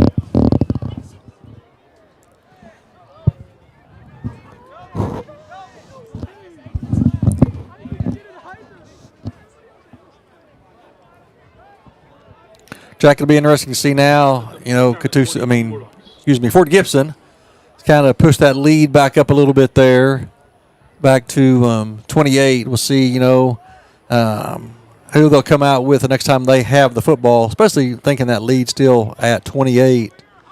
Wardogs way behind the sticks now at 3rd and 20. They're going to hand the ball to Gavin Fairman, and who's going to be hit in the backfield. And he's going to be brought down for a loss. So the Wardogs, after the pooch kick, started out with pretty good field position, but have went the wrong way on this drive. And they now definitely going to be forced to punt. It's going to be 4th down and more than 20 yards for first down.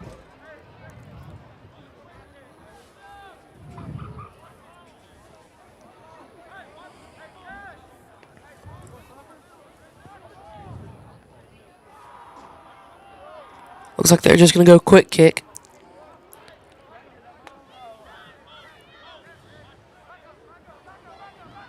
And that's exactly what they do. Pretty good kick by Riley. He's going to hit right at the 30, take a good Wardog bounce inside the 20, down to about the 17-yard line. So good kick right there by the Wardogs. There is a flag on the field. I predict that's probably going to be a holding against Miami. Nope. See what we got here. Looks like one of the Fort Gibson guys trying to plead his case to his coach, saying it wasn't me. We'll see what the signal is here.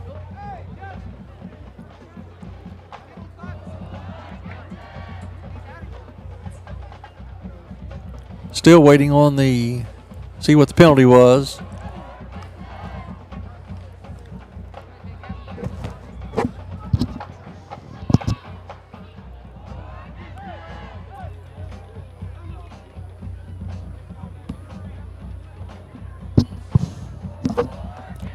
Ten minutes left in the third period, just underway here in the second half. We're having a personal foul against Fort Gibson. Now here's the question, is it before the kick or after the kick? If it's before the kick, it's probably going to give the Wardogs automatic first down, possibly. Looks like it's going to be marked off after the kick, and so they're going to take the ball, which is going to be sitting about the 17, and probably move it back to about the 9-yard line. And should be first and 10 Fort Gibson from inside the Wardog 10, inside their own 10.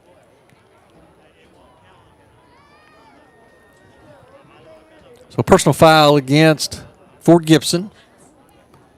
Still haven't marked anything off with a penalty yet. I think it'll be half the goal, half the distance to the goal.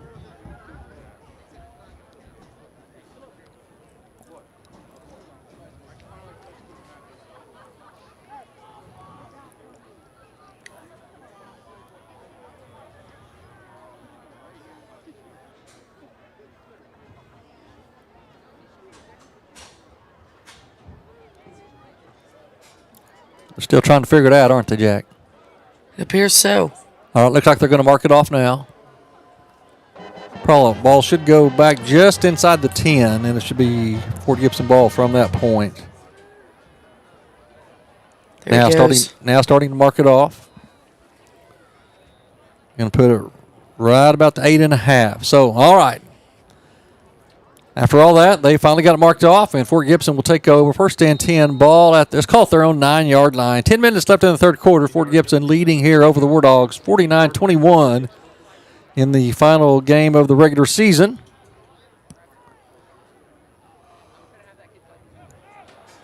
Hands the ball right up the middle. He's out across the 25 before any Wardogs ever touch him. Great tackle by Trent Lawson.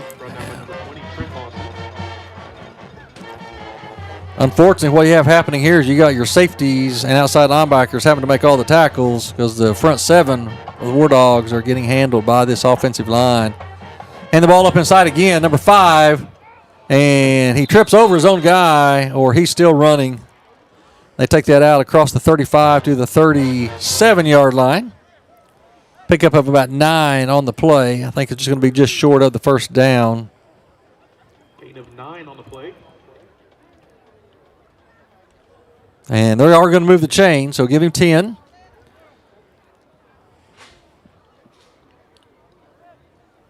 Fort Gibson still with their varsity.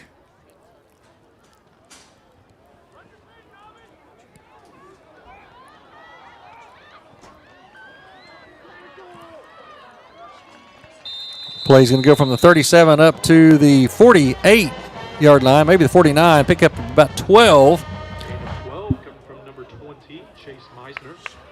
Meisner on the carry.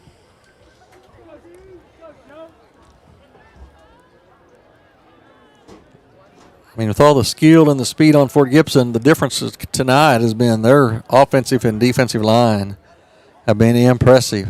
And the ball once again up inside, number 5.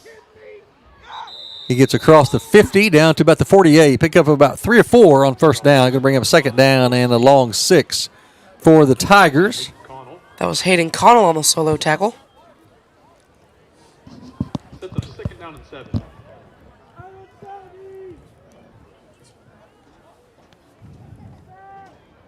Quarterback bootleg around the right side.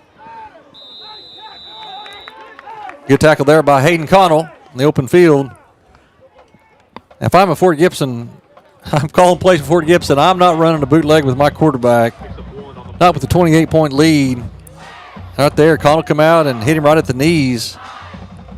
That's the last thing you want is that talented young man to miss any time in the playoffs. No gain for Fort Gibson. It's going to bring up third down and 7.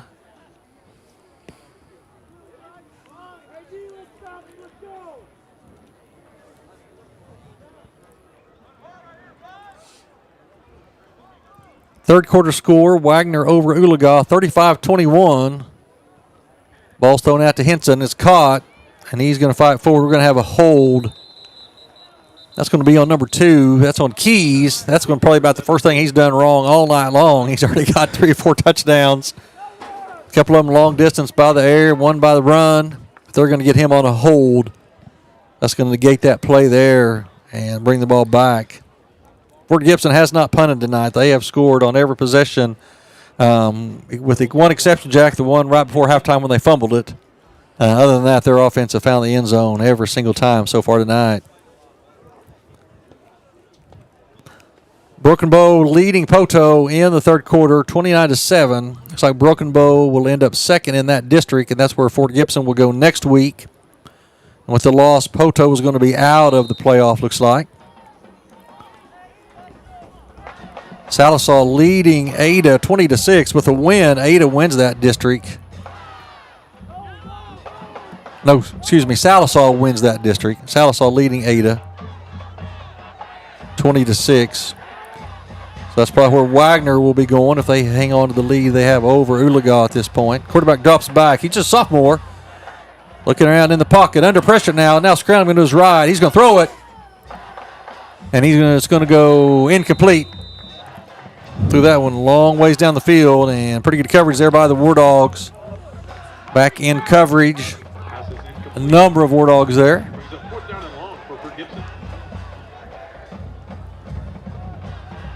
So for the first time tonight, Fort Gibson is going to line up to punt it. 6:56 left in the third quarter. Fort Gibson leading here at Robertson Field, 49-21. Once again, we want to thank you for being with us all year long as we brought to you Wardog Football. Basketball season will be starting soon. My understanding is that Wardog TV will be broadcasting Wardog home football games. And it's a fairly short kick. It's going to come down at the 35 and take a Wardog bounce back. It's going to hit at the 30 and bounce up to the 35. All right, so Wardog offense come back out on the field. Ball's going to be at their own 36-yard line. 6:45 left in the third. Wardogs on the short end of a 49-21 deficit. At this time, the Miami Football Booster Club would like to thank Pizza Hut for their sponsorship of Wardog Athletics. If you would now turn to page 70 of your program, Pizza Hut would like to give one lucky winner 2 new Pizza Hut melts. If your page has a Pizza Hut sticker, then you are the winner. All right, Wardogs come out with 3 receivers. Harrison and Henry to the left and Cook to the right. Riley's going to keep it right up the middle across the 40. Up to about the 43-yard line. Pick up about 6 or 7 on first down. Blaze Riley with the carry. Been one of the more successful straight running plays. Riley's had a couple of decent runs, but a lot of times those have been coming off of a scramble. He's just running for his life. Give him 6 on first down. Back second down and 4.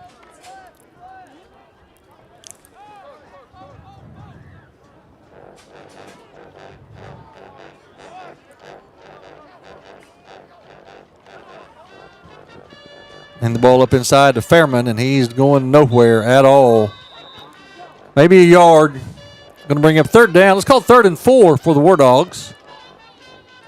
Just past the halfway point of the third quarter. Handoff goes to number 6, Gavin Fairman.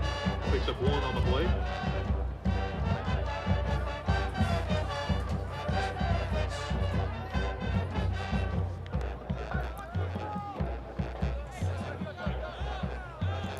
Three receivers and a tight end. It's going to be Riley around the left side. He's going to go up to about the 45-yard line. He's going to be about a yard and a half short of the first down. So let's call it 4th down. Let's call it 4th and 1. Fairland big over Woodland, 40-14. So Fairland will claim second place in that district, and they will host a playoff game next week. And I do not know who their opponent will be, but Fairland will be hosting. Looks like they will be hosting a playoff game next week.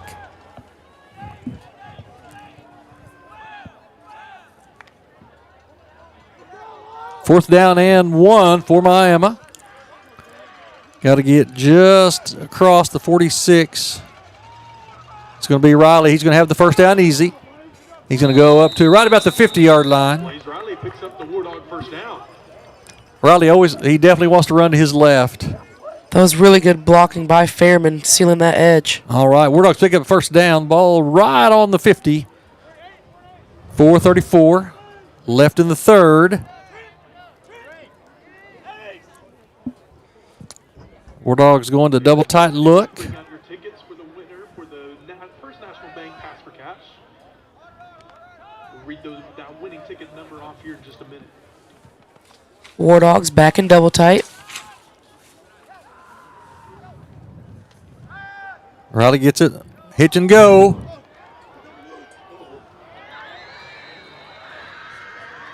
A good player out there by the corners. He kind of bid on the hitch, and looks like Kendrick had him beat. The ball was just a tad underthrown, and he was able to get a hand on it. Going to bring up second down and 10 for Miami. 0740. If you have that winning ticket, go ahead and make your way to the south end zone.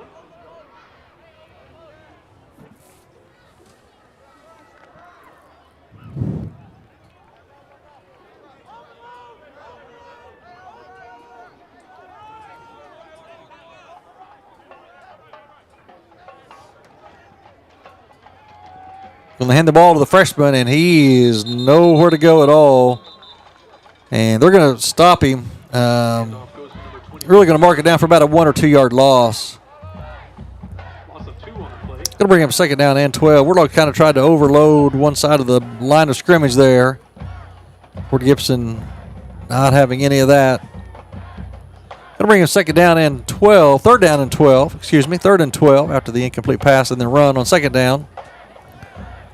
Ball back just across into the Wardog side of the 50 at the 48. Wardogs now with 4 receivers, no tight ends. Riley gets it back under pressure immediately. He's going to scramble. He's going to go across the 50, inside the 45 to about the 44-yard line. And we're going to have a penalty here.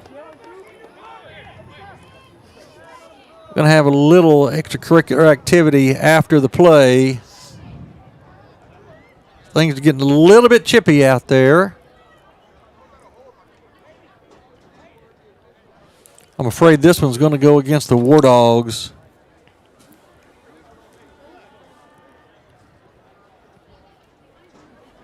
Instead of 4th and 2.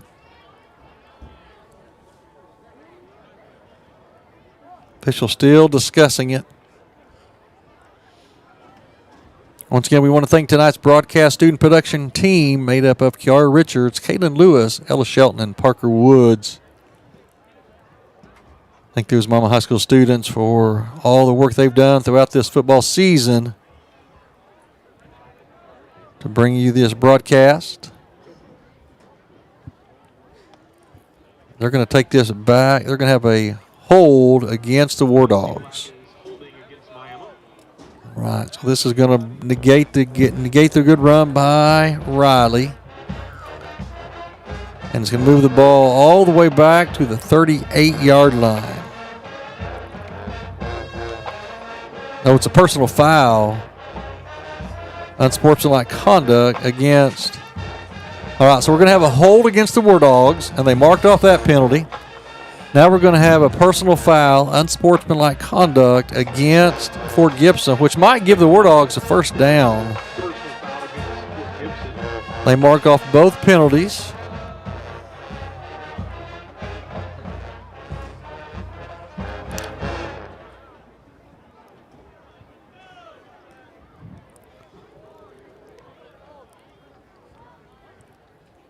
I thought that should be a first down. I did too. I thought personal foul would be a first down, but they haven't marked it that way yet.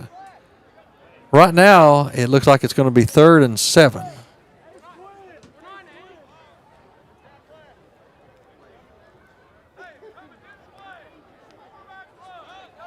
Official saying 3rd down. All right, 3rd and 2. Excuse me, 3rd and 7. 3rd and 7. It took us a while to get that worked out, but we've got it ready now. Riley gets it, drops back, rolls to his right. And it's almost intercepted, though, a little bit behind Henry. So bring up 4th down for the War Dogs.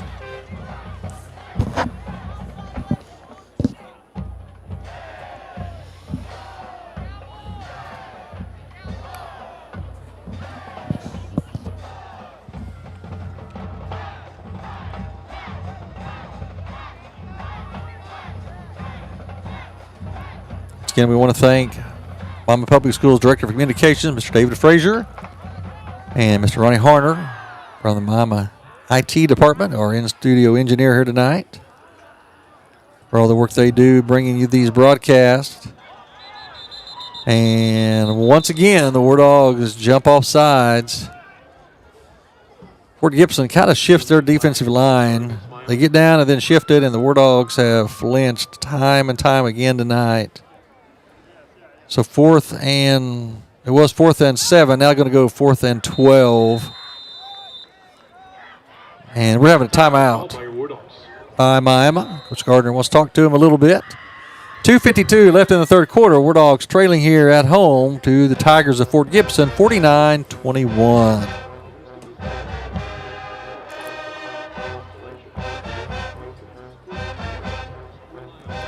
All right, we have an update here from our expert official. And it is a personal foul is not an automatic first down unless it's a roughing play. Roughing the passer, roughing the kicker. Otherwise, it just goes to the yardage. So right there, they applied the penalty correct. Miami was holding. They moved them back 10. They then moved the ball up 15 yards of the personal foul and sportsmanlike conduct play. And so it is not an automatic first down unless it is a roughing play, roughing the passer, roughing the kicker. So thank you to our official, Mr. Jacob Paxson, signaling in. He was calling somewhere in southern Oklahoma tonight. Their game must have got done a little bit earlier tonight. I think he was at Salina and listening to Wardog TV as he makes his way back home. Third quarter score, Wagner leading Oologah 35-21. With that win, Wagner will take 4th in the district, and they will probably travel, I believe, to Sallisaw next week. And they're going to run a double reverse, double pass here. And Fort Gibson was all over that. But it was caught! Oh, my gosh. It was caught. Kendrick Cook went up and took it out of his hands. I was getting ready to say that. It was intercepted. And he literally came and took the ball out of his hands. The play didn't fool Fort Gibson at all. 4th and long. We ran a double reverse pass. They had 4 guys, and we just kind of threw it up. A little bit underthrown. And Kendrick Cook comes back and literally takes the ball out of the defender's hand. So, we want to tip our hat to Coach Gardner and his staff and the War Dogs tonight. They could have came in, no playoffs. It has been a rough season, but they are fighting with all they have tonight. And that's a heck of a play right there. War Dogs take over. Ladies Riley going to go around the left side. He's going to pick up short yardage from the 23 down to about the 22. It'll be 2nd down and 9 for Miami, just outside the red zone at the Fort Gibson 22-yard line. Like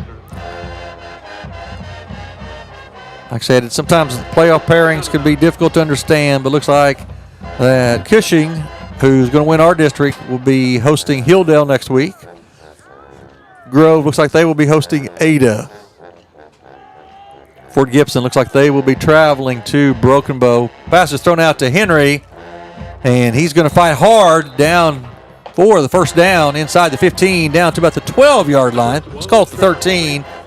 And that should move the chains. It does. War Dogs pick up a first down. That's good for another War Dog. And Wagner has a 14-point lead over Oologah. If Wagner holds on there, looks like they will be visiting Sallisaw Black Diamonds next week. Sallisaw is going to win that District 4. Looks like Fairland will be hosting a playoff game next week. They are going to advance to the playoffs. Looks like Wyandotte and Blue Jacket will both be on the road for playoff action next week.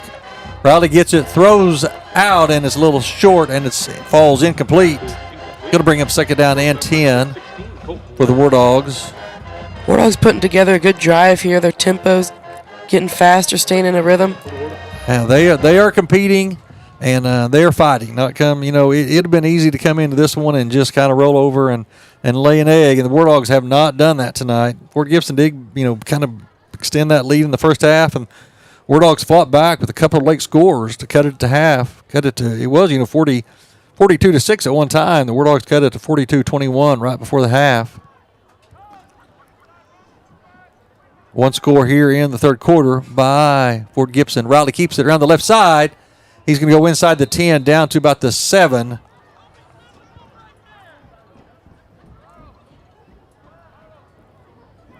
Going to mark it back about the 8. It's going to bring up third down and about 5 for Miami.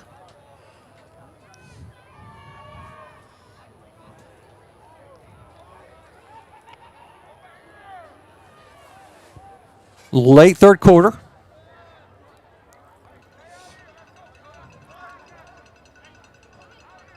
They're going to bring it. He's going to throw it. Going to try to throw it back, and we're going to should have pass interference. We definitely do. War Dogs breaking out all the tricks tonight. That was kind of that's a good call, halfback pass. That was intended to Hayden Connell, and we're going to have pass interference in the end zone against Fort Gibson, which will place the ball, I believe, about the 2-yard line. It should be first and goal. Miami at the 2. Let's see if I'm right on my interpretation of that rule, or if it's going to be half the. It took.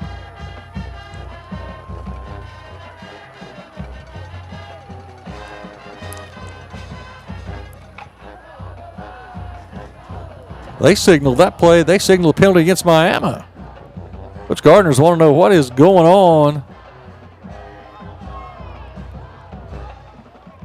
What in the world? What in, man. That is insane. Boy, the fans are not happy with that one.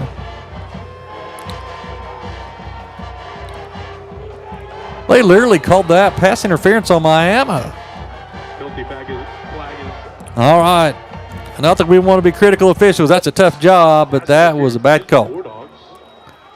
I'd have to look at that again on film, but that was an unbelievable call. What they're saying is that when it went up forward, that we reached around and tackled him so he couldn't get it.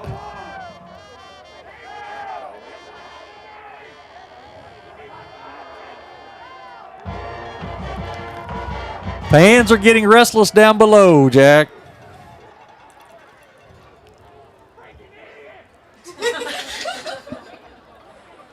Some fans are a little bit more upset than others. All right, they're going to reset the play clock here. It's going to be third down and about 20. Third down and about 20. That was a strange call. We thought we were getting pass interference. They're going to throw that one out, and it's going to be incomplete. Little out route to Cook, and it's going to fall short. Going to bring up fourth down. Intended for number 13, Kendrick Cook.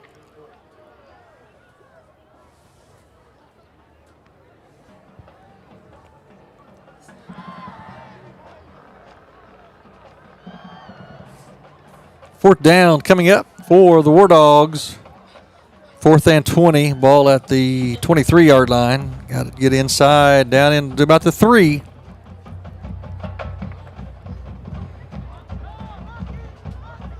I'm still just shocked by that pass interference call. That was some penalty there.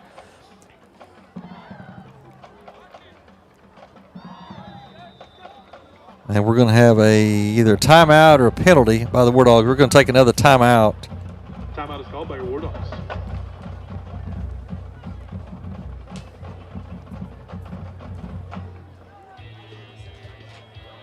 At Family Dental Associates, our focus in dentistry has always centered around our patients with a personal touch. We love our patients and we love our War Dogs. From one winning team to another, go get them, War Dogs. 4th down and 20 coming up for the War Dogs. 9 seconds left in the third period. Wagner pulling away. Third quarter score 42-28. All right. Wagner starting to pull away from Hooligans. Still a 14-point game, so not completely out of the scheme, but starting to pull away from them.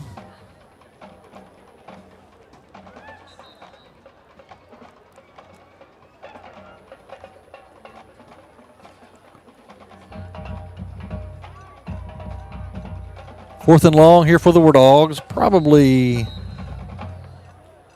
maybe one more play, depending on how this one plays out here as the third quarter is starting to draw to a close. 9 seconds left. Riley gets it, drops it back, steps up. He's going to have to throw it. Launches it into the end zone, and it is knocked away, and it's going to be incomplete. And Fort Gibson will take over with 1 second left in the third period. The Wardogs have a player down in the back of the end zone. I believe that is Kendrick Cook. Cook was up in the air, and that safety dropped his head and took his legs out from under him. So with 1 second left in the third period, Kendrick Cook drawing some attention there by the Wardog medical staff.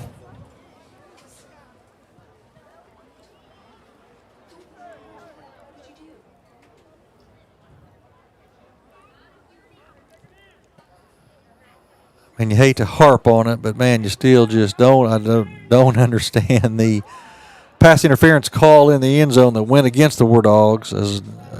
As I can tell you, the entire staff and everyone in the stands thought it was definitely going to be signaled against Fort Gibson, but the call went against the Wardogs.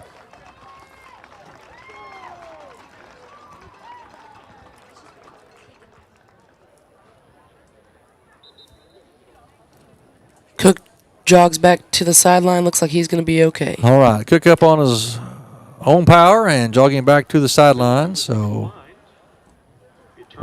all right, Fort Gibson's going to have it with 1 second left in the third quarter. So one more play before we move to the fourth period here. Fort Gibson leading this one 49-21. The score was 42-21 at the half. Wardogs mishandled the kickoff to start the second half, and Fort Gibson fell on it, and a few plays later found the end zone. That's been the only score since the break. Wardogs put together a good drive and had the ball inside the 10, but could not finish the drive. And it looks like we've got new personnel on the field for Fort Gibson. That's the running back who was playing the quarterback position. He's going to take it and just keep it straight ahead for about 5 or 6. So with that play, the third quarter will come to an end with Fort Gibson leading 49-21. 1 quarter left in this season. Wardogs 21, Fort Gibson 49.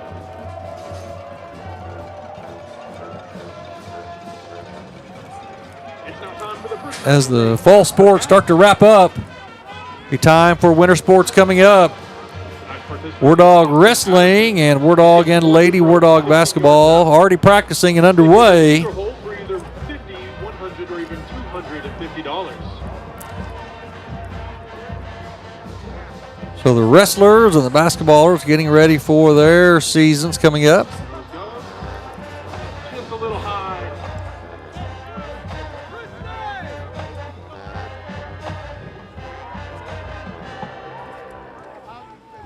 All right, it's going to bring up second down and 5 for the Tigers as we start the fourth quarter.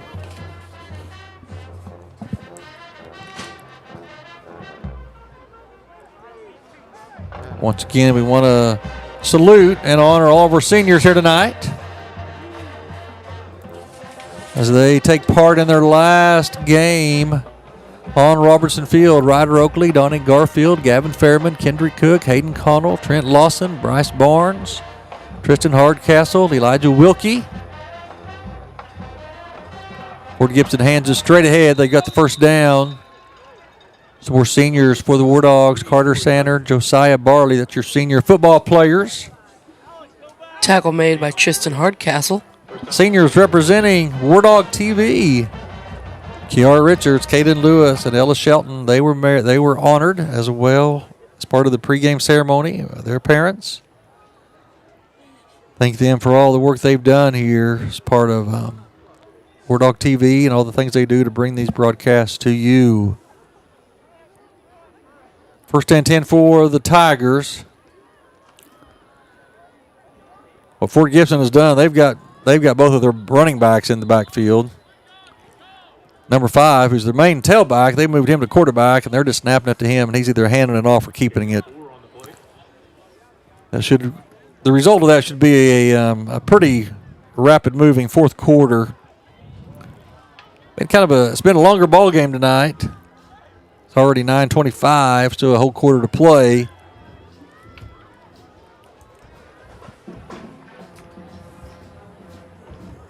Second down and 6 for Fort Gibson.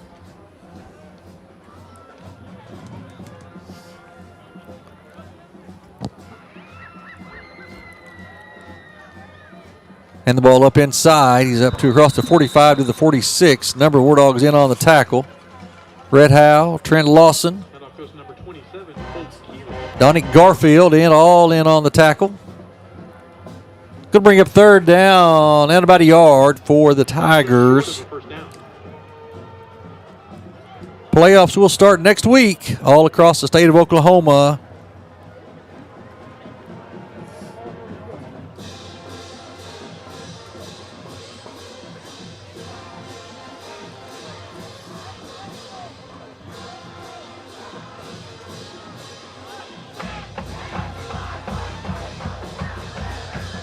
Fort Gibson, you're going to have to hurry to get this one off.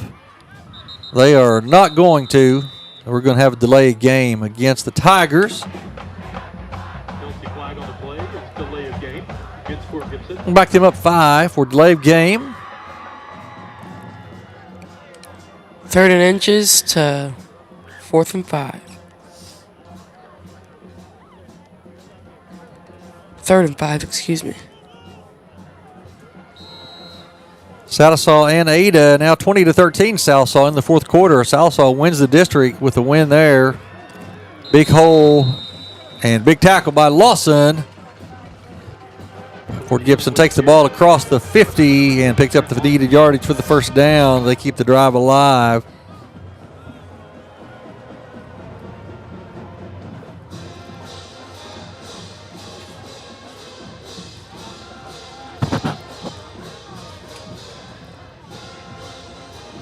They're just handing it all straight ahead. That is Howe and Garfield in on the tackle. Gain of 4, sets up second down and 6.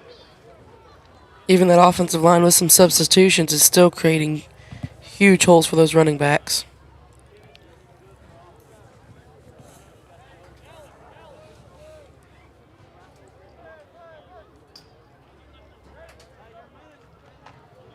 They're literally just handing the ball straight ahead. Hits a seam. He's up across the 40.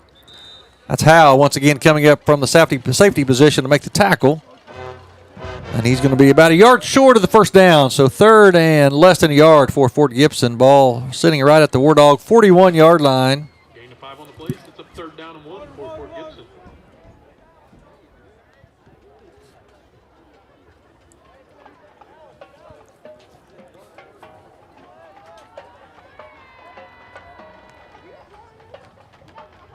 And hand the ball off. Needs to be caught in the backfield.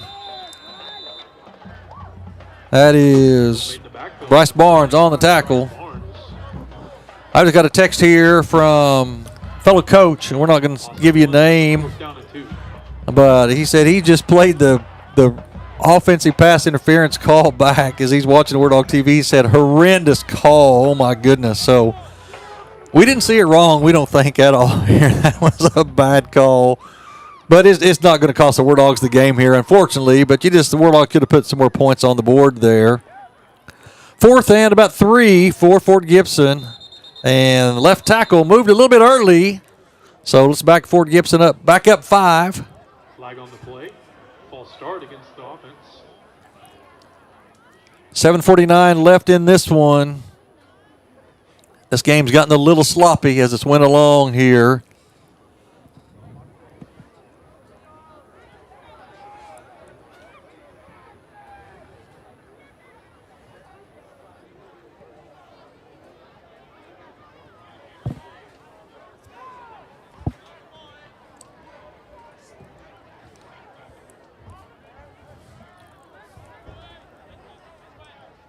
All right, 4th and 7 for the Tigers. And they're going to throw it. They'll throw it over the middle. It's caught.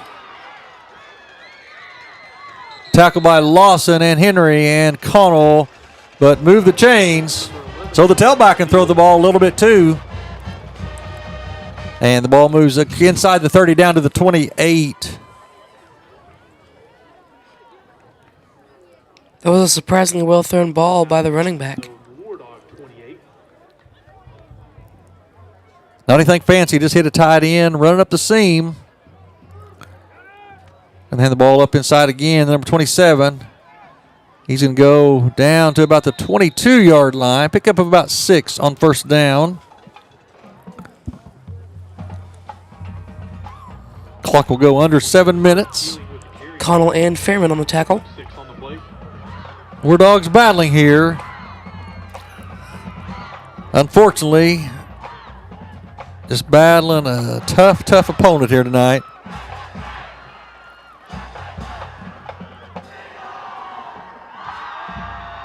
And the ball crossed the 20 down to about the 17. It'll be close to a first down.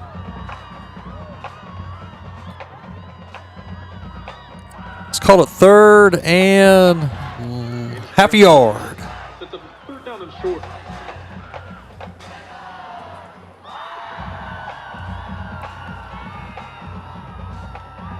All right, 3rd and short here for Fort Gibson. And the ball off. It's hit in the backfield, and that is Bryce Barnes and off goes number 19, Derek Rainbolt. Sander Carter, I believe. Yes, Carter Sander in on the tackle. They brought him down for a loss. So 4th down, and let's call it 2 for Fort Gibson. Running back now and is a freshman. This is a young Fort Gibson team, and they're going to pick up a touchdown right here. As he's going to take it in from the 20-yard line. Touchdown, Fort Gibson.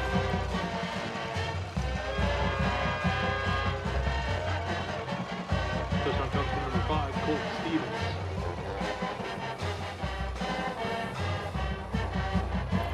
That'll push the lead to 55-21 with the extra point attempt coming up.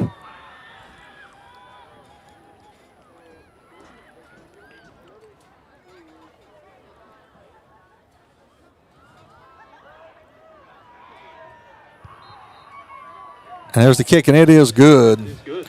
With that, that will push the lead to 35, and the clock should start to run throughout the rest of the remaining 5 minutes and 37 seconds here, according to what we talked to the officials before the game.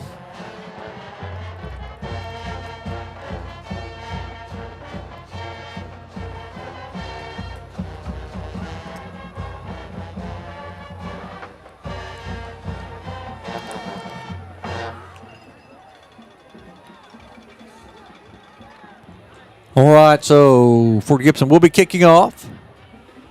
All right, so Ada has taken the lead over Sallisaw. Sallisaw wins the district with a win. Ada is first with a win and a Broken Bow loss. Broken Bow is not going to lose, so that district is still up in the air. That's a fourth quarter score, so still between Ada and Sallisaw, anyone could win that. But so it looked like we kind of had the playoff picture puzzle put together. Someone's come in and scrambled the pieces once again. So we really just have to wait till tomorrow. We'll probably see where everybody goes. There's the kick. High onside. Going to be taken by Red Howe about the 25-yard line. He's going to fight forward across the 35, across the 40, up to about the 42, 43-yard line. The Wardogs will take over right there. 5:28 left in this one. Fort Gibson leading 56-21. At the Miami Fairgrounds. Tonight's 5th quarter is sponsored by the City of Miami Sports and Rec Department.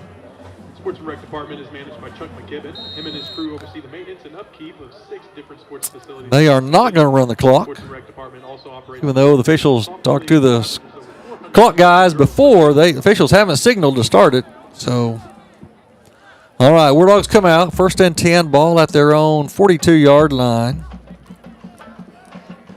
Riley's going to hand the ball to Fairman over the left side. Big hole, still on his feet, out across the 50. Fighting forward. He's going to pick up about 11 on the play. So good hard run by the senior running back. War Dogs will move the chains. Goes number 6, Gavin Fairman. He picks up 10 yards and a War Dog first down. Beginning in the spring of 2026, the Sports and Rec Department will operate the Recreational Baseball League and will also start operating the Recreational Basketball. All right, War Dogs come out. Double tight. Thank you to the city. Henry to the left, Cook to the right as the receivers. Roddy's going to roll to his right. He's going to take off a run across the 45, across the 40. Out of bounds about the 38-yard line. Quarterback Blaze Pick up of almost 9 on the play. picks up 9 yards on the play. Some of the War Dogs' biggest plays tonight have been off of Riley's scrambles. Yep, and officials are now signaling to run the clock, even though that Riley went out of bounds. The clock probably will not stop again unless the War Dogs score and cut into that 35-point deficit. All right, Riley gets it, going to hand the ball up inside to Fairman, who bounces left across the 35, lowers head down to the 33-yard line. Gavin Fairman with the carry. Picked up the first down. We'll move the chains. War Dogs going to try to put one more score in the end zone on the 25 season. War Dogs will end the season 2-8 overall.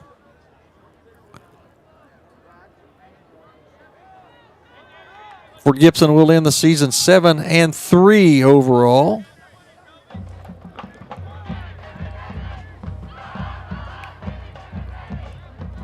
Riley gets it. They're going to throw it, caught by Kendrick Cook. And he's going to be brought down for a short gain. Just made by number 13, Kendrick Cook. Going to pick up about 6, so a little bit better than I thought. It's going to bring up a second down. Let's call it 4 for Miami as hit Kendrick Cook on the hitch route. I say with Ada now taking the lead over Salsa in the fourth quarter, that kind of messes up the playoff picture that we thought we had all figured out earlier.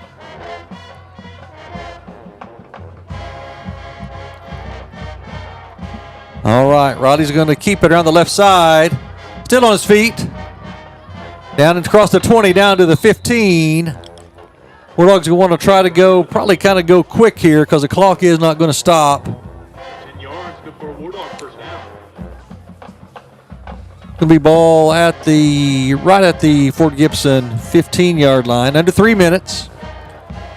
Once again, we want to thank our color man tonight, Jack Cutsmith, who's been with us several games this year. So thanks to you, Jack, for coming in, helping us put some broadcast on. Absolutely. Also through the year, Brian Mitchell, Andy Harrison. And there's a pass, almost brought in. That was intended for Barnes. But through the year, Andy Harrison, Jacob Paxson, and Brian Mitchell have all sat in and helped us bring broadcast to you.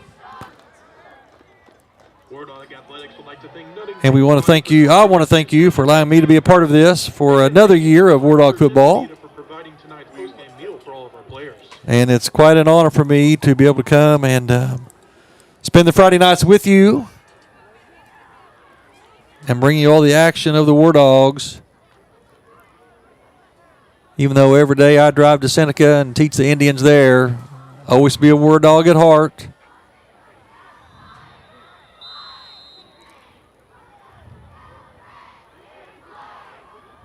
Timeout is called by the War Dogs.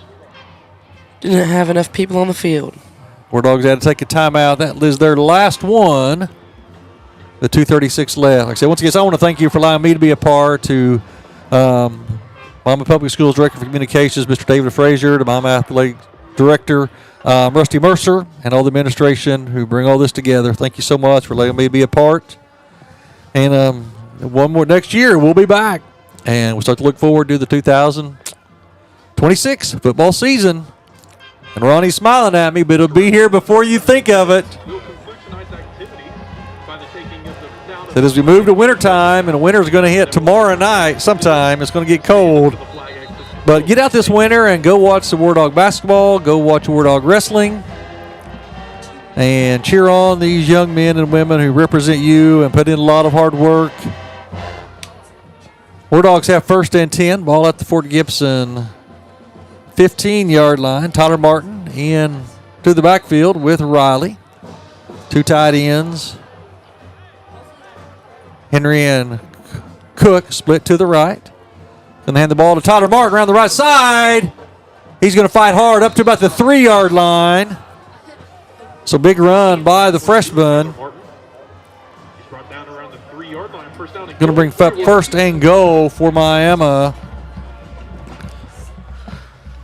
Clock continuing to run. Like I said, we thought we had the playoff picture for our district kind of figured out, but it's all now scrambled back up again. So my advice is get up in the morning and look in the Tulsa World and see where the playoffs are going. All right. Under 2 minutes now. Wardogs trying to get everybody set. Garfield in now. I've not seen him in the backfield for a couple of games. They're going to hand this one to him, and he's going to go over the right side. Touchdown for Donnie Garfield. The senior Run for number 5, Donick Garfield. puts points on the board with 1:52 left. Wardogs score again. Like we said, we kind of want to tip our hat to these Wardogs tonight. They could have came in and just, kind of took it, and they have battled here to the end. Wagner has extended their lead over Oologah, so Wagner will take 4th place in the district, and they will travel to District 4 champion, whoever that might be. It's still to be determined. Rodney Stewart's kick is up, and it is good. Number 81. And that makes the score 56-28.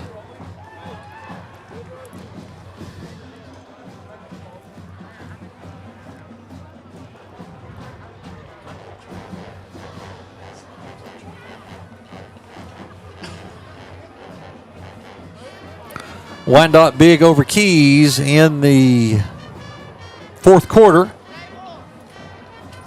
Wyandotte will end up, I believe, 3rd in that district. Get my notes out here.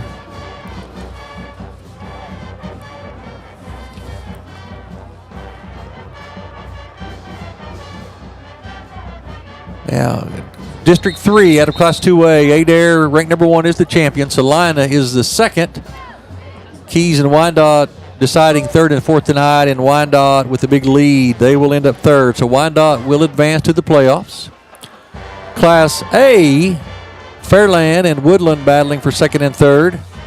And last we looked, Fairland had a big lead. Let's update that score on you. Fairland can hang on to that win. They will host a playoff game next week. Fairland did win that one big over Woodland, 53-14, so big win for the Fairland Owls.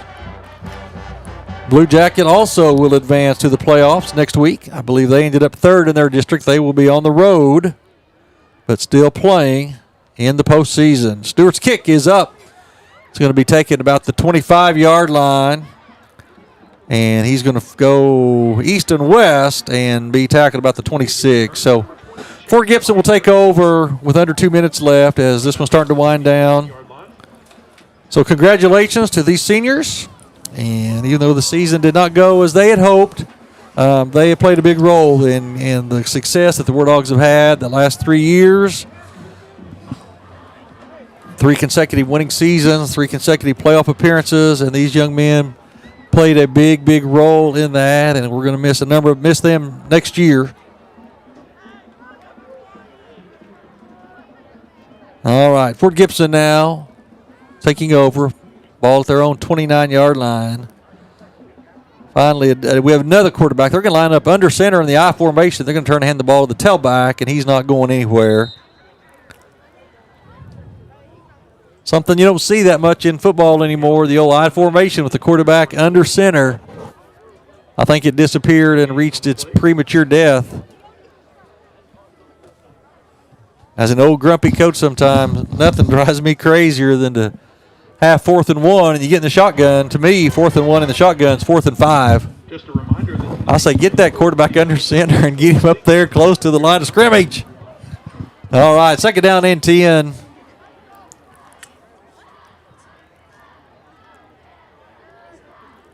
Going to hand the ball to the tailback again. He's hit in the backfield, and he's going to be brought down.